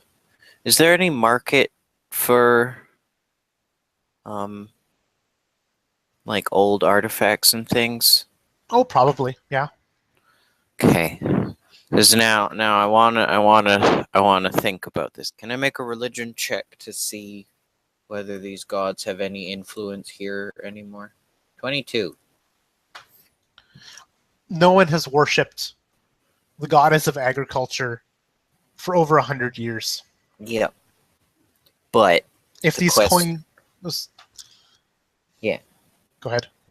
If I just want to make sure she's not going to curse me for stealing her offerings and her effigy. And that part is hazy to you. I don't imagine you were much of a churchgoer yourself, knowledgeable about the gods and their curses. You are cautioned. You are, on the side of caution, however. I think that maybe be best to not steal from the altar of the gods. I'm going to kneel down very slowly in supplication before the altar and offer up my prayer to the goddess because she was the goddess of the sun, as much as I can in a traditional Ash Elven form, because our prophet was like the sun-kissed.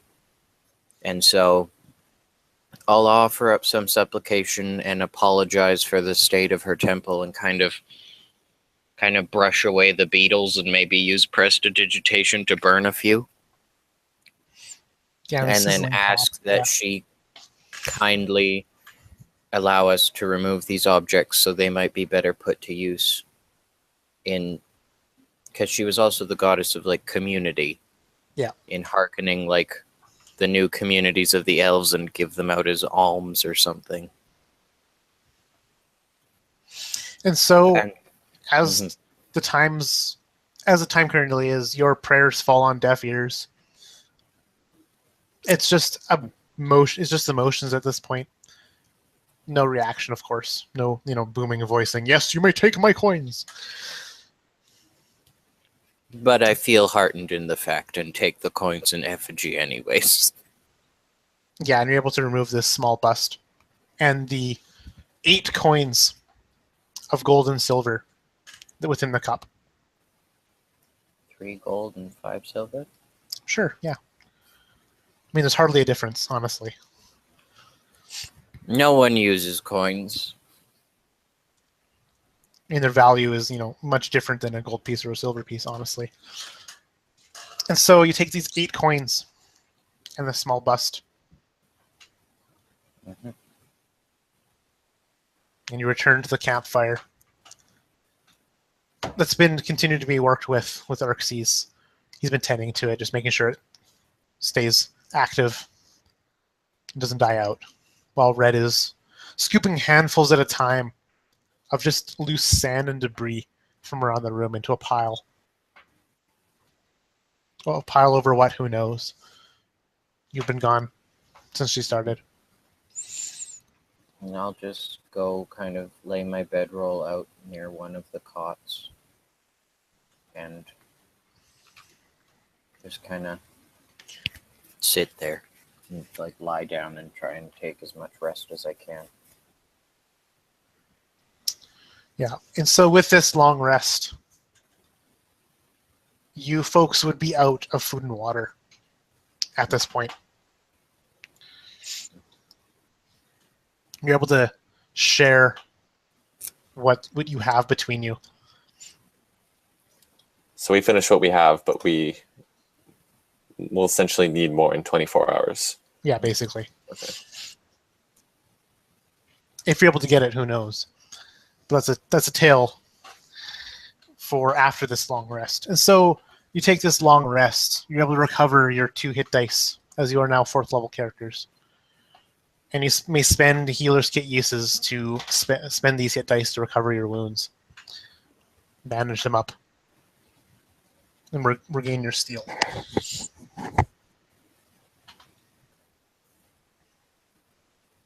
Can I just take a quick pee break? Come back?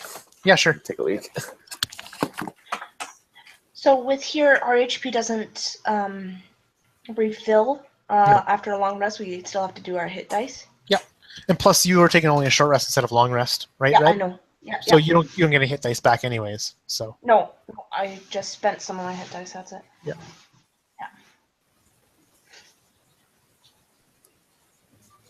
In the meantime, Varhelion pores over his old spell book that no one has been allowed to look at.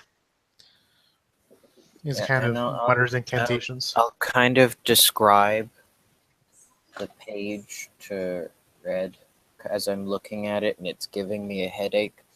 And I say there's kind of a tentacled, multi-mouthed horror in one corner, and this strange script and strange runes covering the entire page. A big open eye in the top corner. It's mostly gibberish to me, but I have this vague inkling that I recognize where it's from. And I kind of show her the page. Do you know why Bouchon might want this? That's his name, right? Bouchon. Yes. Can I make a history check to see if I would remember any like whisperings or like any whiff of anything that would have to do with this page? Absolutely, you may do so. And so what that would be a Yeah, history history, yeah. to remember rumors that happened 3 years ago. Yeah. So I got an 11. All you remember. Well, you don't remember anything specifically about any pages or books or writing or anything. You just know that there's a bunch of stuff that you're not privy to with information. Your information is on a much need-to-know basis. But you do know that many squads higher up than you have gone and done many more involved tasks and more discrete tasks. Would I know? I would probably remember from this at least Bouchon's kind of person, like knowledge person who kind of knew all this lore and stuff like that. Yeah, Bouchon definitely had kind of a go-to steward advisor that knew a lot of stuff about a lot of different stuff. It was a creature made of, it looked like a fish. In fact, it was kept in a basin of very slushy salt water. It had these long tentacles, one big eye on the top of its head. Is there a name for it? Aboleth. And it didn't have a name besides, the knowledgeable one or, the library, you'd call it sometimes. It was a creature of just immense knowledge. It had the ability to remember basically anything and everything since the age of time itself. Yeah, so I would kind of tell, after Verhelion was done explaining it, Red would kind of shake her head and just say, I haven't heard anything about any pages or books, but I wasn't very high up, and knowing Bouchon, it can't just be for the sake of knowledge that he's finding these. They have to mean something. Mm. And the only person that might know anything else is the library, but Bouchon keeps him tucked away. Well, perhaps someone at the rubble moat might know of these fish creatures. Or something. Or we might gain access to the the memory plates. The written records that the oral historians pore over as they're learning the elven histories. Some of them date back to even before the cataclysm, and they might have some hint of a direction to go. But in any case, we should work on finding food and water. If we can find some hapless traveler, we can kill them and I'll drain them of their life water. But other than that, I don't know what we'll do. We'll have to get to the rubble moat anyways. How many days away are we from it? 3. Is this occurring after we've had a rest, or is this like the next day? During the long rest. Yeah, you're both 3 days off now. Okay. And your water skins are empty. Yeah. The food you have left is, snacks at best. Yeah.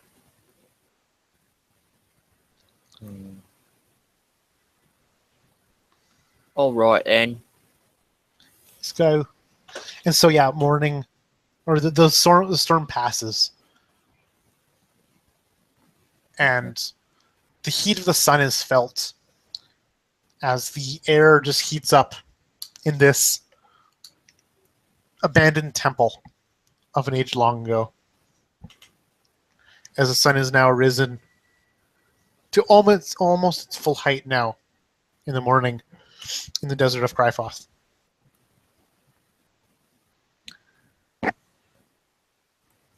What do you guys do?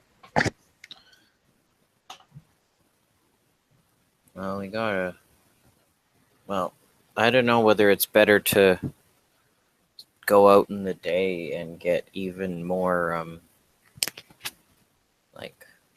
blasted with the sun than waiting for nightfall. Is it like high noon? It's like early morning right now. So 7 a.m., you still got another few hours before the hottest part of the day.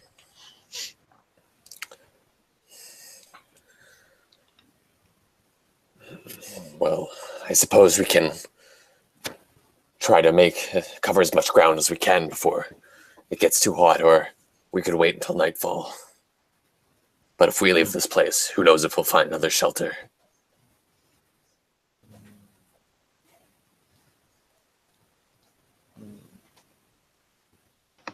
I don't know. What say you, Red?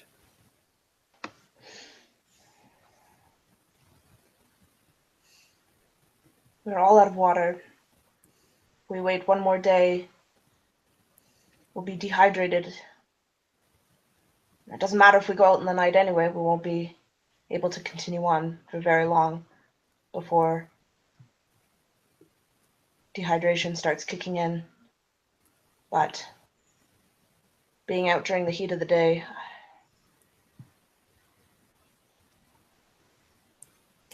I'm not sure.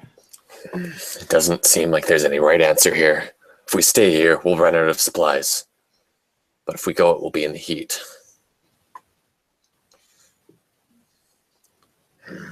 Well, I don't like waiting around. I say we try to make as much distance as we can, scavenge what we can, continue to make progress. I'm of a similar mindset. Agreed. So we go out, and can I roll nature to see if there's any sign of something that might be worth heading towards, or kind of in the direction of as we head towards the rubble moat? Yes. Go for it. 18. And so, thankfully, your eyes, you kind of rub. They seem to be deceiving you. As you step out, the sandstorm unveiled something last night when the sand got whipped away. When you step out, you step not onto loose earth, but onto like stepping stones. These rocks placed in a path-like pattern. You see more shapes of stone homes around you. You see a ring of rocks at their center in the town square. Its broken roof kind of toppled over. The structure's maybe 4 feet wide. And as you look off in one direction, you see lines of more of these stone structures of houses, and more on the left, you see stairs descending down into another platform of buildings. It seems as if there's a whole city beneath these sands. And as you do step out, you realize that you are on the top floor of this building that you're on. There's a whole other 5-6 feet down, as there's a staircase continuing on downwards from your entryway.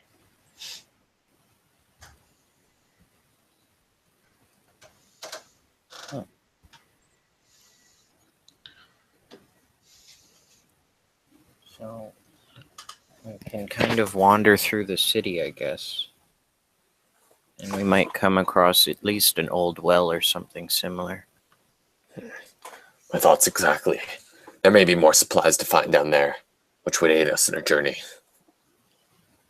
They'll be pretty dry, but it's better than nothing.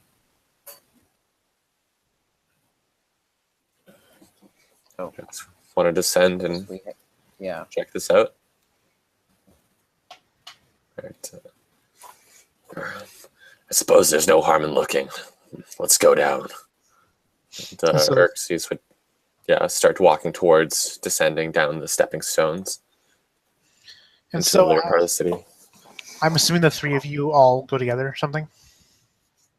Just exploring? Yeah.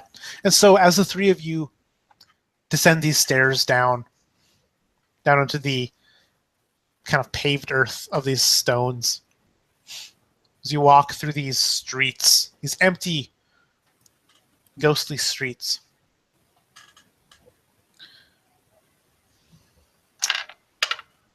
Red,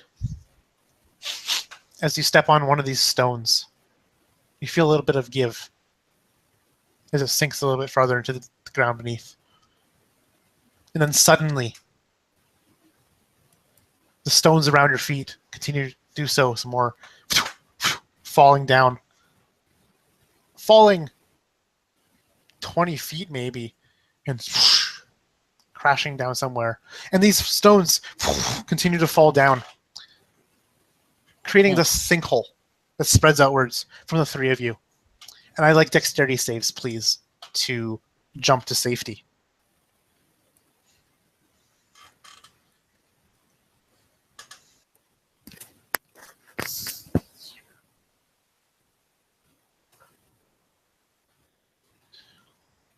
So Red and Varhelion, maybe Red pushes Varhelion with her. Maybe Xerxes pushes Varhelion instead of getting himself to safety. Xerxes tumbles down into the pit opened up, this sinkhole that is opened up in this town square. As Varhelion and Red kind of lie slumped against the sides of one of these buildings and a part of Earth that hasn't collapsed in yet. And Xerxes, you fall about 15 feet. And as you brace yourself for impact, you don't hit anything hard. Not at first. You feel something cold hit you and wash over you. And then you hit something hard. You're taking 3 points of bludgeoning damage as you land in this shallow pool of water.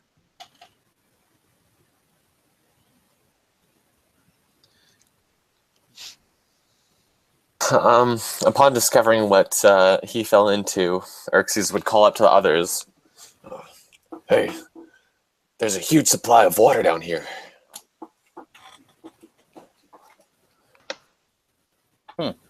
So there's no easy way of getting down?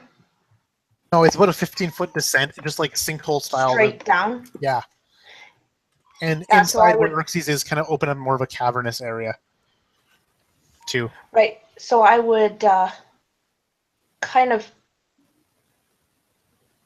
How far is it down, did you say? 15. 15? Yeah. 3 times the So- height of a person. Yeah, so I would kind of like throw down my water skin down the hole and say, fill these up, and then I would take out my whip and kind of hold it over the edge and say, then climb up on this. And I'd catch the water skin. And I'd call up, Varelian, pass me your water skin as well. I hand it down. Oh, and we've got the other water skin now too. Oh, do we? Okay. So We've got 'em.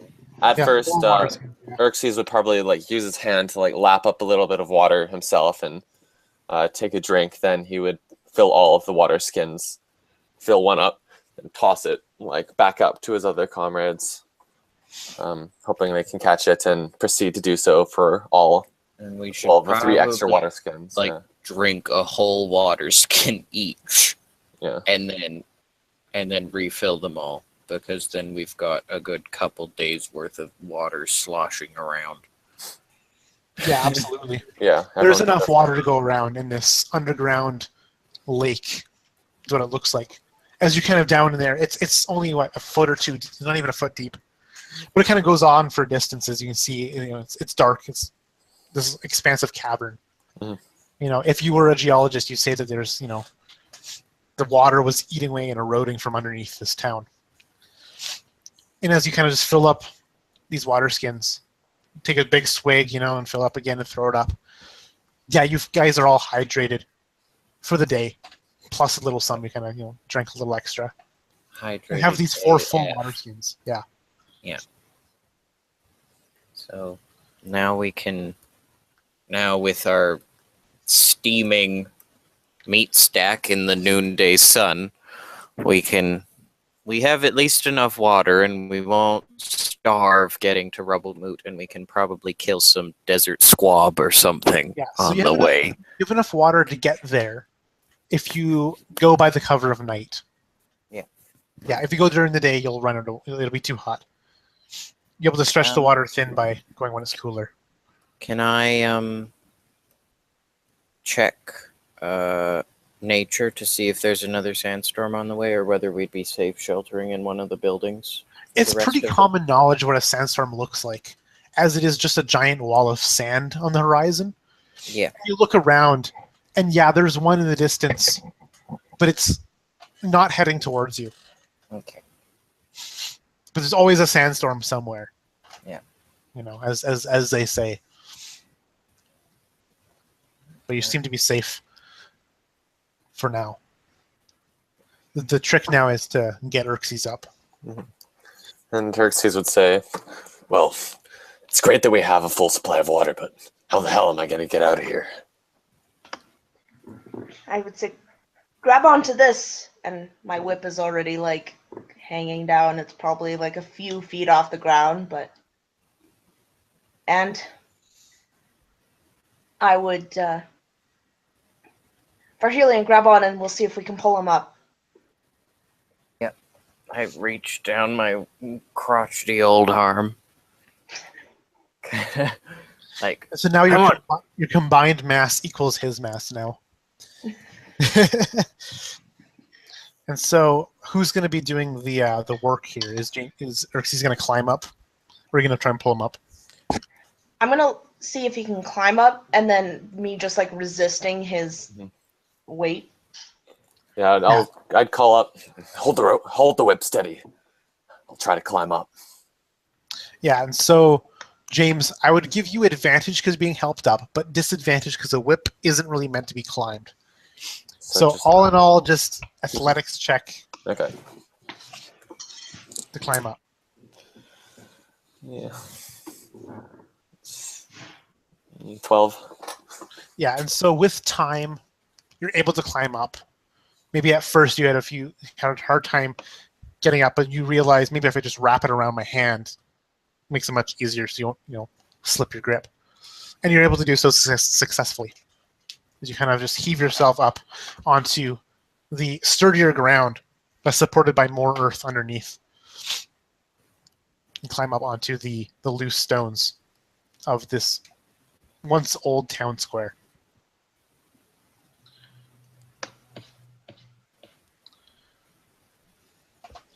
And the three of you are now joined together again. And what do you guys do next? We'll hide in a building till nightfall. Sure, yeah, maybe we can just stay in the cover and wait it out until, not nightfall per se, but once the sun starts setting and it's definitely going to be a bit cooler. Mm-hmm. Yeah.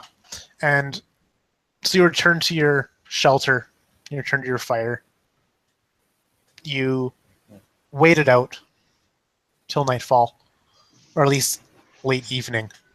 You know that this is when the nightlife kind of pops out of the cracks of stuff, and when the desert becomes alive again is at night, when the small creatures come out to feast on the sparse vegetation, and when the larger predators come to feed on the small herbivores. Mm-hmm. And you do this for the next 3 days, traveling under cover of night, taking shelter in caves, under petrified trees, behind sand dunes, wherever you're able to find shelter. And as your water skins run dry and your stomach grumbles from lack of food, you make it to the high-flying banners of various colors and the sound of music in the distance. And that's where we're going to end the session. Yes. Get me some elf folk. Awesome. It's probably my favorite session yet. Thanks, Connor. It's really fun. Yeah, it was awesome. Yeah. And yet again, I didn't use a whole page of my notes, just like last time. It's kind of hard to plan for that because Yeah. Yeah. So you can pull it off recording now, Megan, Oh, while we Yep. talk about the game.